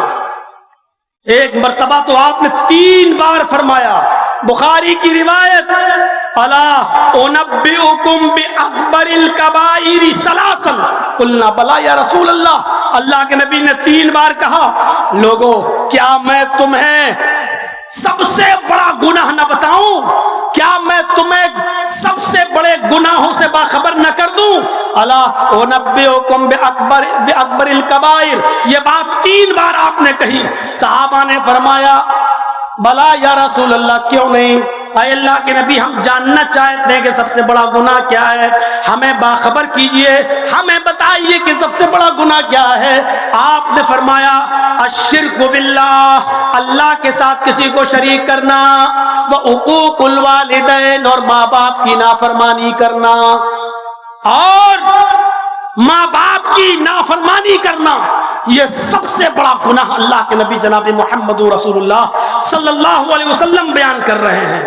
آپ سوچئے کیسی وہ اولاد ہے جو اپنے ماں باپ کو ستاتی ہے۔ ایک صحابی آئے اللہ کے نبی سے، میں بیعت کروں گا جہاد کے لیے، آپ صحابہ کو جہاد کے لیے لے کے جا رہے ہیں، میں بھی جہاد کے لیے جاؤں گا، اے اللہ کے نبی کیا میں چلوں؟ آپ نے اس سے سوال کیا احی الوالدات، کیا تمہارے ماں باپ زندہ ہیں؟ احی الوالدات، کیا تمہارے ماں اور باپ دونوں باحیات ہیں؟ اس نے کہا ہاں۔ اے اللہ کے نبی میری ماں بھی زندہ ہے، میرے باپ بھی زندہ ہیں۔ آپ نے فرمایا فَفِيهِمَا فَجَاهِدْ، جاؤ ان دونوں ہی کی خدمت کرو، ان دونوں کی سیوا کرو، ان دونوں کا کہا مانو، ان دونوں کی اطاعت کرو، یہی جہاد ہے اور تمہیں جہاد کا ثواب ملے گا۔ غور کرو میرے پیارے ساتھیوں، اندازہ لگا سکتے ہیں آپ ماں باپ کا مقام اور ماں باپ کا درجہ کیا ہے۔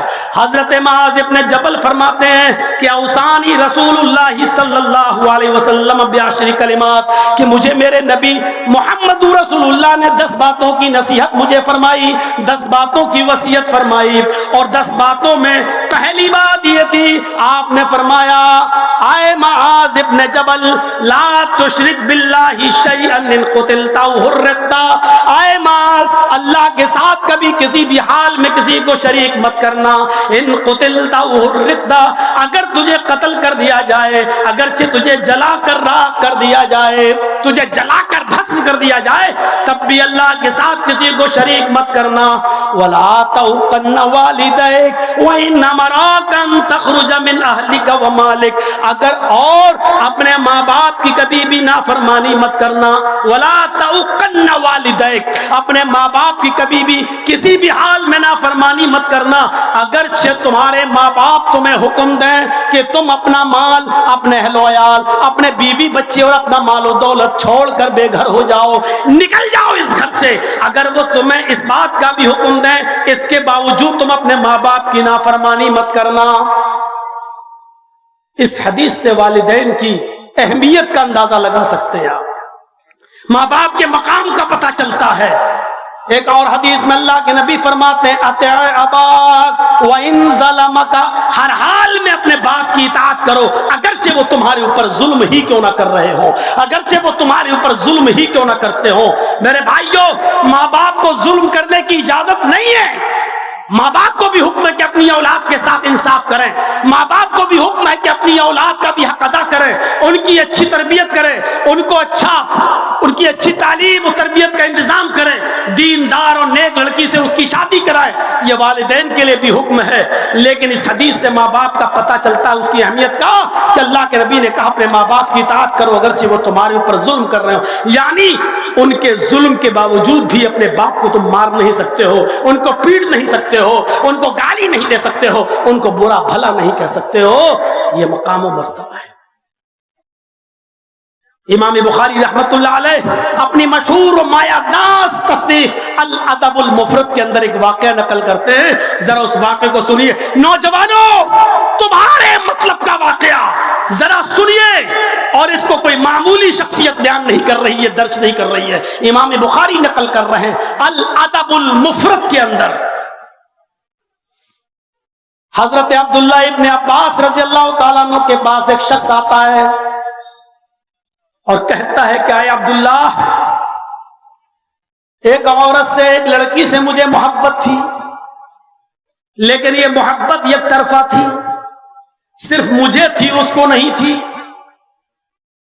میں نے اس لڑکی کو نکاح کا پیغام دیا، لیکن اس لڑکی نے میرے نکاح کو ٹھکرا دیا، میرے نکاح کو، پیغام کو ٹھکرا دیا۔ مجھے بہت تکلیف ہوئی، لیکن میں انتظار کرتا رہا کہ آج نہیں تو کل میری محبت اس کے دل میں جوش مارے گی، ایک دن وہ ضرور میرے ساتھ نکاح کرے گی۔ لیکن کچھ دنوں کے بعد میں نے سنا کہ اس عورت نے کسی دوسرے مرد کے ساتھ نکاح کر لیا، کسی دوسرے نوجوان لڑکے کے ساتھ شادی کر لی اور وہ اس کے ساتھ رہنے لگی۔ میں نے اس کو اپنی انسلٹ سمجھا، میں نے اس چیز کو اپنی بے عزتی سمجھا، اور آؤ دیکھا نہ تاؤ تیش میں آیا اور میں نے کھنجر لیا اور اس عورت کے، اس لڑکی کی تلاش میں میں رہا، اور جیسے ہی میں نے اس کو تنہائی میں پایا، میں نے وہ کھنجر اس کے پیٹ میں مار دیا اور اس کو قتل کر دیا، اس کو مار ڈالا۔ اور میں 1-2 سال کے لیے رفو چکر ہو گیا، بھاگ گیا، اور میرا معاملہ پسے پردہ رہا، پیٹ پیچھے رہا۔ آج تک کسی کو پتہ ہی نہیں چل سکا کہ اس کو کس نے مارا۔ وہ عورت دفنا دی گئی، لیکن میں آپ کے پاس آیا ہوں، اے عبداللہ ابن عباس، میرے لیے مغفرت کا کوئی راستہ ہو تو بتائیے، میرے لیے بخشش کا کوئی راستہ ہو تو بتائیے۔ کیا میری کوئی بخشش ہو سکتی ہے؟ میری کوئی بخشش کی امید ہے؟ کیا کوئی ہے ایسی دعا؟ کیا ہے کوئی ایسا عمل جس کو میں کروں اور میری بخشش ہو جائے؟ عبداللہ ابن عباس رضی اللہ تعالیٰ عنہ نے اس سے پوچھا، حل امک حیۃ، کیا تمہاری ماں زندہ ہے؟ کیا پوچھ رہے ہیں؟ کیا تمہاری ماں باحیات ہے؟ کیا تمہاری ماں زندہ ہے؟ اس نے کہا نہیں۔ کہا تمہاری ماں نہیں ہے؟ کہا نہیں۔ کہا اچھا جاؤ، توبہ کرو، استغفار کرو، رو رو کر اپنے گناہ کی معافی مانگو، شاید اللہ کو رحم آ جائے اور اللہ تمہیں بخش دے، اللہ تمہاری مغفرت فرما دے، ہو سکتا ہے وہ بخش دے، غفور الرحیم ہے، جاؤ۔ جب وہ چلا گیا تو ایک دوسرے صحابی نے عبداللہ ابن عباس سے پوچھا، اے عبداللہ ابن عباس، اس آدمی نے ایک عورت کا قتل کیا ہے، اور جب اس نے پوچھا کہ میری مغفرت کا کوئی راستہ ہے، تو آپ نے اس سے ایک ہی سوال کیا، حل امک حیۃ، کیا تمہاری ماں زندہ ہے؟ آپ نے اس کو ماں کے بارے میں کیوں پوچھا؟ آپ نے اس سے اس کی ماں کے بارے میں کیوں سوال کیا کہ تمہاری ماں زندہ ہے؟ تو عبداللہ ابن عباس فرماتے ہیں، میں نہیں سمجھتا کہ ماں کی خدمت کے علاوہ، ماں کی خدمت سے بھی زیادہ بڑھ کر کوئی ایسا عمل ہو جو اس کے اس گناہ کو ختم کر سکتا ہو۔ میں نے سوچا کہ اس کی ماں اگر زندہ ہو تو یہ کہوں جاؤ تم اپنی ماں کی خدمت کرو، کیونکہ ماں کی خدمت تقرب اللہ کا واحد وہ ذریعہ ہے کہ جس کی بنیاد پر یہ اپنے اس گناہ کو معاف کروا سکتا تھا، اپنے گناہ کو بخشوا سکتا تھا۔ تو میرے پیارے ساتھیوں، عبداللہ ابن عباس نے کہا میں نے اس لیے اس سے ماں کے بارے میں پوچھا۔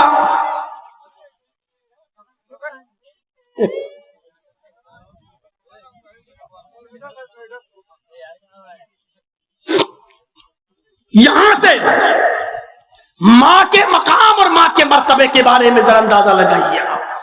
امام بخاری نقل کر رہے ہیں الادب المفرد کے اندر، کیا کہہ رہے ہیں کہ عبداللہ ابن عباس نے کہا میں نے اس لیے ماں کے بارے میں پوچھا تمہاری ماں زندہ ہے کہ ماں کے ساتھ اچھا برتاؤ کرنا، اس کی خدمت کرنا، اس کی اطاعت کرنا، اس کی بات ماننا اور اس کی خدمت، یہ واحد وہ ذریعہ ہے جو اللہ کے بہت قریب کر دیتا ہے۔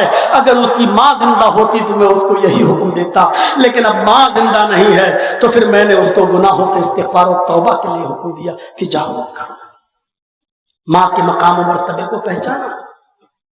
علامہ یافعی رحمت اللہ علیہ کی ایک کتاب ہے میرات الجنان، اس کتاب کے اندر انہوں نے برامکہ کے دو شخص فضل برمکی اور یحییٰ برمکی کا واقعہ نقل کیا ہے۔ وہ برامکہ جن کی شان و شوکت و سطوت پورے مملکت بغداد پر چھائی ہوئی تھی، جن کا رعب و دبدبہ بیٹھا ہوا تھا، لیکن جب مملکت بغداد کے اوپر خلیفہ ہارون رشید کا عتاب آیا تو فضل برمکی اور یحییٰ برمکی باپ اور بیٹے دونوں گرفتار کر لیے گئے اور دونوں کو جیل میں ڈال دیا گیا۔ فضل برمکی بھی جیل میں قید ہیں اور ان کے باپ یحییٰ برمکی بھی جیل میں ہیں۔ یحییٰ برمکی بزرگ ہو چکے ہیں، بڑھاپے کو پہنچ چکے ہیں۔ فضل برمکی دیکھتے ہیں کہ میرا باپ بہت بوڑھا ہے اور جیل کے اندر قید خانے کے اندر گرم پانی کا انتظام نہیں ہے، سردیوں کی ان راتوں میں میرے باپ کو ٹھنڈے پانی سے وضو بنانا پڑتا ہے۔ تو جانتے ہو فضل برمکی کیا کرتے تھے؟ تانبے کے ایک لوٹے میں عشاء کی نماز کے بعد پانی بھر لیا کرتے تھے اور اسی تانبے کے لوٹے کو عشاء کی نماز پڑھنے کے بعد اپنے پیٹ سے لگا لیا کرتے تھے کہ پیٹ کی گرمی سے صبح فجر کی نماز کے وقت تک اس پانی میں تھوڑی سی گرمی آ جائے گی، حرارت آ جائے گی۔ رات بھر وہ جاگا کرتے تھے، سوتے نہیں تھے کہ فجر کی نماز کے وقت میں اپنے باپ کو قدرے گرم پانی دے دوں، لیکن جیل میں گرم پانی کا انتظام نہیں تھا اور ان کو دیا بھی نہیں جاتا تھا، اس لیے فضل برمکی تانبے کے لوٹے کو اپنے پیٹ میں لگا لیا کرتے تھے اور عشاء کی نماز سے لے کر فجر تک پیٹ کی گرمی سے اس پانی کو تھوڑا بہت گرم کرتے تھے۔ صبح تک تھوڑی سی حرارت اس میں آ جایا کرتی تھی، فوراً وہ پانی اپنے باپ کو پیش کر دیا کرتے تھے اور اس پانی سے وضو بنا کر ان کے باپ یحییٰ برمکی اپنے بیٹے کو دعا دیا کرتے تھے۔ مجھے بتانا یہ ہے کہ باپ کی خدمت کا میرے بھائیوں یہ موقع ہر کسی کو ہر وقت نہیں ملتا ہے۔ خوش نصیب ہے وہ انسان آخری دنوں میں اور آخری ایام میں اپنے باپ کی خدمت میں کامیاب ہو جائیں اور ان کی خدمت کریں۔ جس کا باپ راضی ہے اور انتقال کر گیا ہے اس حال میں کہ وہ اپنے بیٹے سے خوش ہے، تو میرے بھائیوں اس بیٹے کو جنت کی بشارت دی ہے جناب محمد رسول اللہ نے۔ لیکن باپ مر گیا اور اپنے کسی بیٹے سے ناراض تھا تو اس بیٹے کے لیے نماز پڑھنا، روزہ رکھنا، یہ عبادتیں کس کام کی؟ میرے بھائیوں ذرا غور کیجئے کہ والدین کی خدمت کتنا بڑا درجہ رکھتی ہے۔ اولاد کے بھی حقوق ہیں، کوئی یہ نہ کہے کہ واہ صاحب مولانا صرف باپ کا ہی حق ہے، اولاد کا کوئی حق ہی نہیں ہے۔ اولاد کا بھی حق ہے، اس کو اچھی تربیت دی جائے۔ تاریخ خطیب میں خطیب بغدادی رحمت اللہ علیہ نے امام ربیعہ کا جو واقعہ لکھا ہے وہ اہل علم سے پوچھئے۔ وہ امام ربیعہ جو امام مالک رحمت اللہ علیہ کے بھی استاد تھے، لیکن یہ ابھی چھوٹے ہی تھے کہ ان کے باپ کو سفر میں جانے کی ضرورت پیش آ گئی اور 20,000 اشرفی اپنی بیوی کو دے کر چلے گئے کہ خرچ کرنا، اور سفر میں چلے گئے، لمبا سفر، لیکن اس سفر میں کئی سال لگ گئے۔ بعض لوگوں نے لکھا ہے 27 سال لگ گئے۔ 27 سال کے بعد لوٹے تو وہ چھوٹا سا بیٹا جوان ہو چکا تھا۔ گھر پہ آئے، دعا سلام ہوئی، سب کچھ ہوئی، بیٹے کو بھی دیکھا اتنا بڑا ہو گیا ہے۔ اس زمانے میں داڑیاں تو سبھی رکھتے تھے، میرے بیٹے کی بھی داڑھی، لیکن یہ نہیں معلوم کہ یہ اتنا بڑا عالم اور اتنا بڑا بزرگ بن چکا ہے کہ اس کے حلقے درس میں بڑے بڑے علماء اور بڑے بڑے محدث بیٹھتے ہیں، یہ نہیں معلوم تھا۔ اپنی بیوی سے سوال کرتے ہیں، بیوی میں 20,000 اشرفی تمہیں دے کر گیا تھا، تم نے کتنا خرچ کیا اور کتنا بچایا؟ بیوی نے کہا الحمدللہ وہ حفاظت کے ساتھ رکھی ہوئی ہیں، پہلے تم مسجد میں تو جاؤ، نماز تو پڑھو، آؤ آپ کو آج کی رات میں پورا حساب دے دوں گی اور سب کچھ بتا دوں گی۔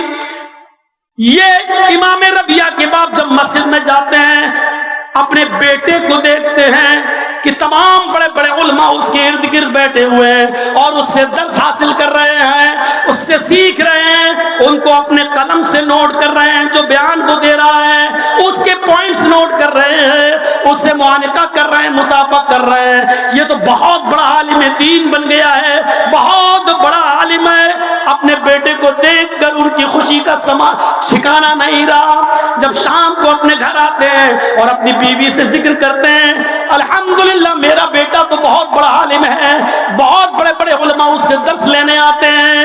جیسے یہ بیان کیا تو اس کی بیوی نے کہا ہاں آئے ربیہ کے ابو, آپ کو معلوم ہونا چاہیے کہ آپ جو 20,000 اشرفی مجھے دے گئے تھے وہ اشرفی میں نے آپ کے بیٹے کی تربیت میں, اس کو پڑھانے لکھانے میں نے خرچ کیا ہے. اب بتائیے آپ کو وہ 20,000 اشرفی زیادہ محبوب ہے یا آپ کا یہ بیٹا جو میں نے پال پوس کر اور پڑھا لکھا کر اس کو اتنا بڑا عالم بنا دیا. امام ربیہ کے والد کہتے ہیں نہیں میری بیوی مجھے کوئی شکایت نہیں ہے, وہ 20,000 اشرفیاں میرے لیے کوئی حیثیت نہیں رکھتی ہیں. تم نے میرے بیٹے کی جو تربیت کی ہے وہ قابل داد ہے, اس کا میں احسان ادا نہیں کر سکتا. تم نہیں جانتی ہو میری بیوی تم نے مجھے کتنا بڑا تحفہ دیا ہے. تو ایسی مائیں تھیں. آج کی مائیں کیا سکھا رہی ہیں اپنی بیٹیوں کو؟ وہ یوٹیوب پر دیکھ لو, انسٹاگرام پہ ٹک ٹاک پر ڈانس کرتے ہوئے اور ناچ کرتے ہوئے, اور یہ فخر محسوس کرتی ہیں آج کی مائیں کہ دیکھو میری بیٹی کتنا بڑا کارنامہ انجام دے رہی ہے, کتنا بڑا کارنامہ انجام دے رہی ہے. مال حرام کھاؤ گے تو ایسی اولادیں پیدا ہوں گی. امام ربیہ کے بیٹے کی طرح نہیں, امام ربیہ کی طرح نہیں میرے بھائیوں, ایسی اولادیں پیدا ہوں گی جو ٹک ٹاک پر ڈانس کریں گی اور انسٹاگرام پر بغیر دوپٹے کے اور شارٹ کپڑوں میں ویڈیو بنائیں گی. ایسی اولادیں پیدا ہوں گی اور آج ہمارا معاشرہ ایسی اولادوں کو دیکھ کر خوش بھی ہوگا. میرے بھائیوں, حضرت یوسف علیہ السلام کے اوپر کیسا زمانہ گزرا ہے. کنویں میں پھینکے گئے, نکالے گئے, مصر کے بازار میں بیچے گئے, بادشاہ مصر نے خریدا, پھر وہ وہاں پروان چڑھے, بالغ ہوئے, بادشاہ مصر کی بیوی نے ان کے اوپر غلط نظر ڈالی اور اس کے بعد ان کو اپنے غلقت الابواب, سارے دروازے بند کر دیے, ان کو اپنی طرف بلایا, مائل کیا, لیکن وہ بچے رہے, ان کے شکنجے میں نہیں آئے. دروازہ کھلا تو سامنے بادشاہ کھڑا ہے, الزام لگایا, جیل میں گئے, 7 سال کی سزا جیل میں بھگتی, بالآخر مصر کے بادشاہ بھی بنائے گئے. غور کرو اتنے مرحلوں سے گزرے, اور یہاں باپ یعقوب کا حال یہ ہے کہ اپنے بیٹے کی جدائی میں روتے روتے, آنسو بہاتے بہاتے نابینا ہو گئے. اللہ کے سامنے فریاد کرتے رہے اللہ میرا بیٹا, اللہ میرا بیٹا. ایک لمبی مدت کے بعد جب یوسف علیہ السلام بادشاہ بنائے گئے تو انہوں نے اپنا ایک قاصد بھیجا اپنے باپ کے پاس اور اپنی قمیص دے کر بھیجا کہ یہ میرے باپ یعقوب کو دے دینا, وہ سب کچھ پہچان جائیں گے.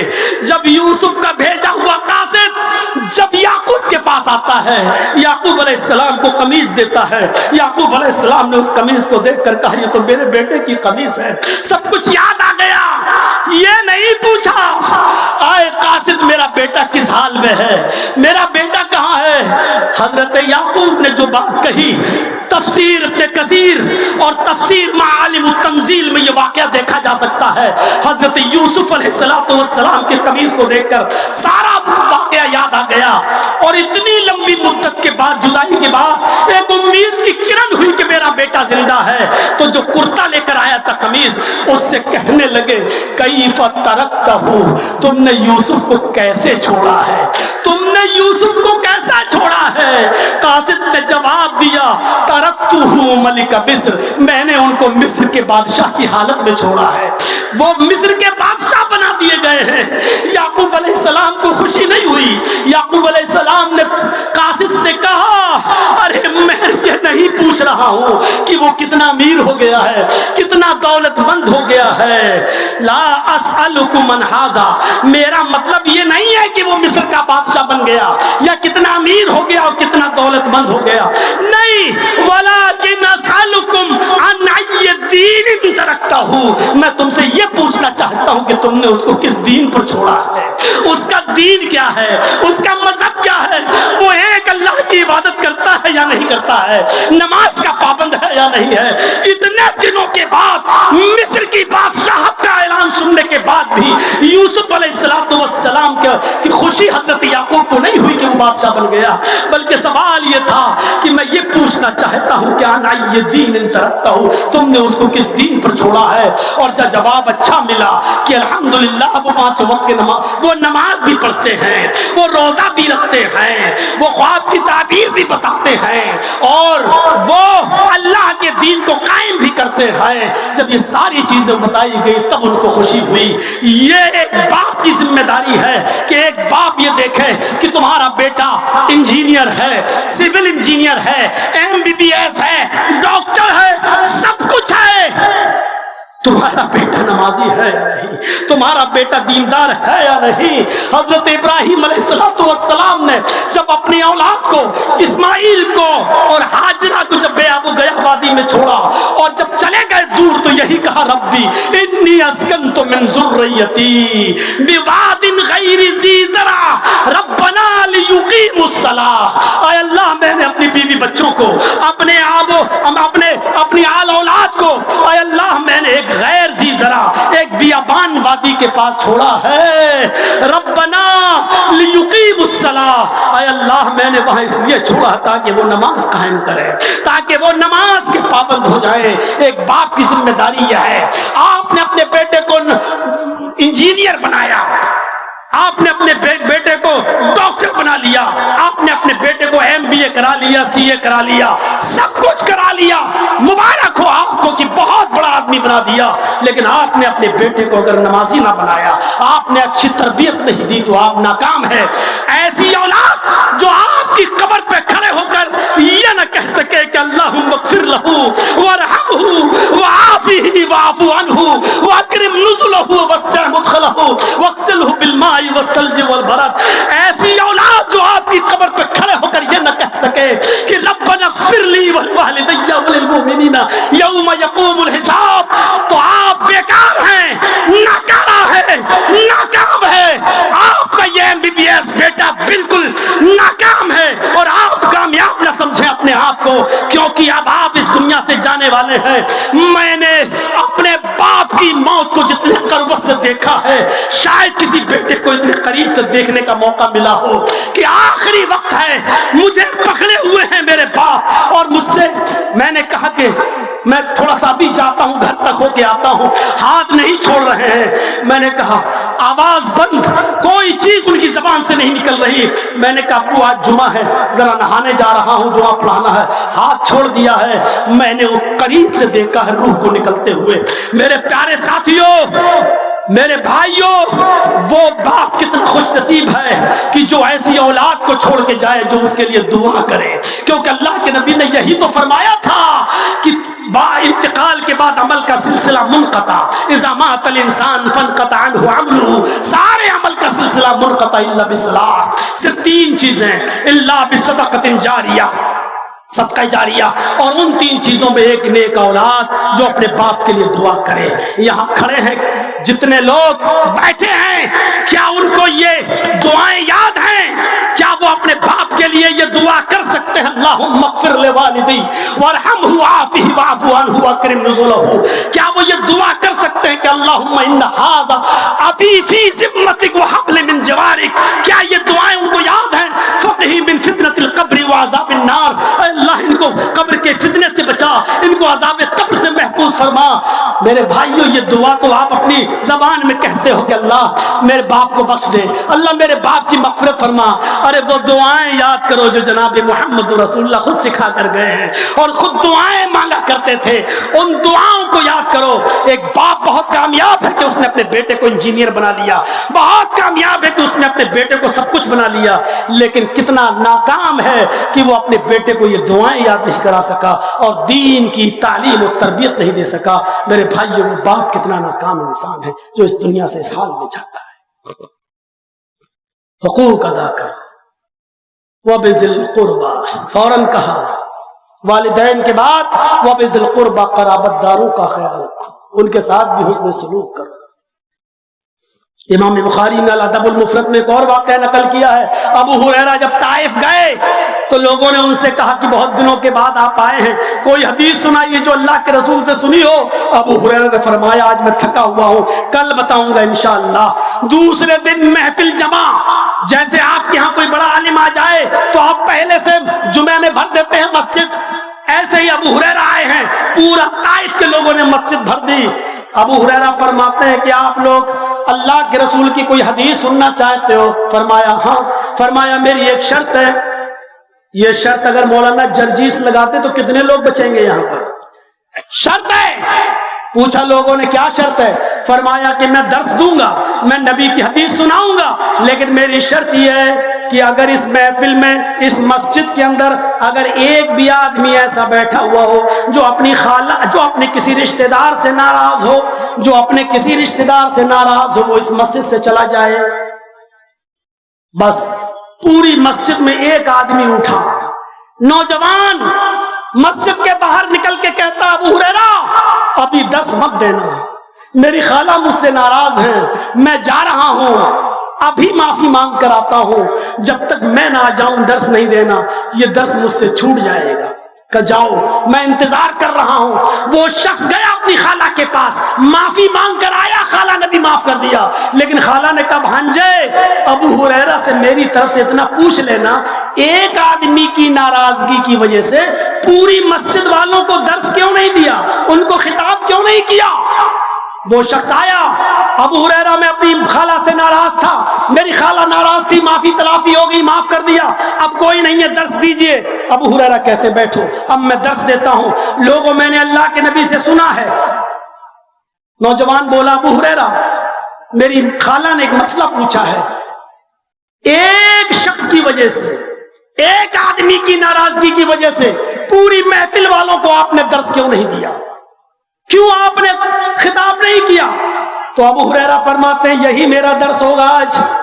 میں نے اللہ کے رسول صلی اللہ علیہ وسلم سے سنا ہے، جس مجلس میں، جس محفل میں ایک بھی آدمی رشتہ داری کو توڑنے والا، قاطع رحم ایک بھی ہوتا ہے، ایک بھی شخص اگر کسی اپنے رشتہ دار سے ناراض رہتا ہے تو اللہ پوری مجلس، پوری محفل پر سکینت و غشیت و رحمت نازل نہیں فرماتا ہے۔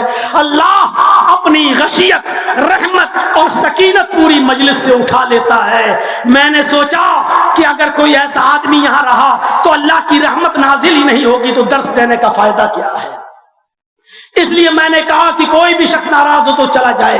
میرے بھائیوں، مولانا جرجیس اگر کہہ دیں کہ جو بھی آدمی اپنے رشتہ دار سے ناراض ہو وہ یہاں سے اڑ کے چلا جائے، تو میں نہیں سمجھتا ہوں، ایمانداری کے ساتھ اگر لوگ اٹھ کے جانے لگیں تو ایک آدمی بھی یہاں موجود رہے، شاید مولانا جرجیس بھی اس حمام میں ننگے نظر آئیں گے، کیونکہ ایسا ہو ہی نہیں سکتا کہ سب مجھ سے بھی خوش ہوں، کوئی نہ کوئی تو مجھ سے بھی ناراض ہوگا میرے رشتہ داروں میں۔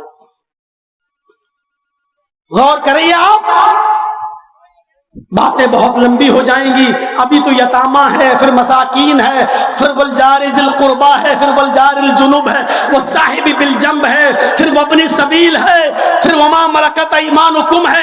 میں نے شروع ہی میں کہا تھا کہ شاید آج میں پورا خطاب اس آیت پر نہ دے سکوں اور پوری باتیں پیش نہ کر سکوں۔ 2 گھنٹے کا، 1.5 گھنٹے کا یہ خطاب میرے بھائیوں کافی ہے۔ اگر کل بہرائش میں پروگرام نہ ہوتا تو میں تھوڑا ٹائم اور لیتا آپ کا، ابھی نکلتے نکلتے بھی آدھا گھنٹہ لگ ہی جائے گا، کیونکہ کمیٹی والے بھی اپنا حق ادا کریں گے، لے جائیں گے، بٹھائیں گے، پھر بیچارے ہمیں وہاں تک چھوڑیں گے، تو ہم انہی باتوں پر اکتفا کرتے ہیں۔ پورے خطاب کا لب لباب صرف یہ ہے کہ اللہ کے حق کی ادائیگی کے ساتھ ساتھ حقوق العباد بہت ضروری ہے، اور اللہ اپنے حق میں ہوئی کمی کو معاف کر سکتا ہے، لیکن بندوں کے حقوق میں کمی ہوئی تو اللہ معاف نہیں کرے گا۔ میرے پیارے ساتھیوں، حق ادا کیجئے، زمین و جائیداد کا بٹوارا صحیح طور پر کیجئے، کسی پر ظلم مت کیجئے۔ اللہ سے دعا ہے کہ بار الہ ہماری خطاؤں کو معاف فرما دے، ہمارے گناہوں کو بخش دے، ہم جمیع مسلمانوں پر رحم فرما۔ اے اللہ ہمیں بندوں کے حقوق ادا کرنے کی توفیق عطا فرما، رشتہ داروں کے حقوق ادا کرنے کی توفیق عطا فرما، حقوق الزوجین ادا کرنے کی توفیق عطا فرما، حقوق الوالدین والاولاد ادا کرنے کی توفیق عطا فرما، اور جتنے بھی بندوں کی قسمیں ہیں ہمیں ایک دوسرے کے حق کو سمجھنے کی توفیق عطا فرما۔ الہ العالمین جب تک تو ہمیں زندہ رکھ اسلام پہ زندہ رکھنا، اور جب ہمارا خاتمہ ہو تو ایمان پر ہمارا خاتمہ فرمانا. وما علینا الا البلاغ المبین وآخر دعوانا ان الحمد للہ رب العالمین. السلام علیکم ورحمۃ اللہ وبرکاتہ.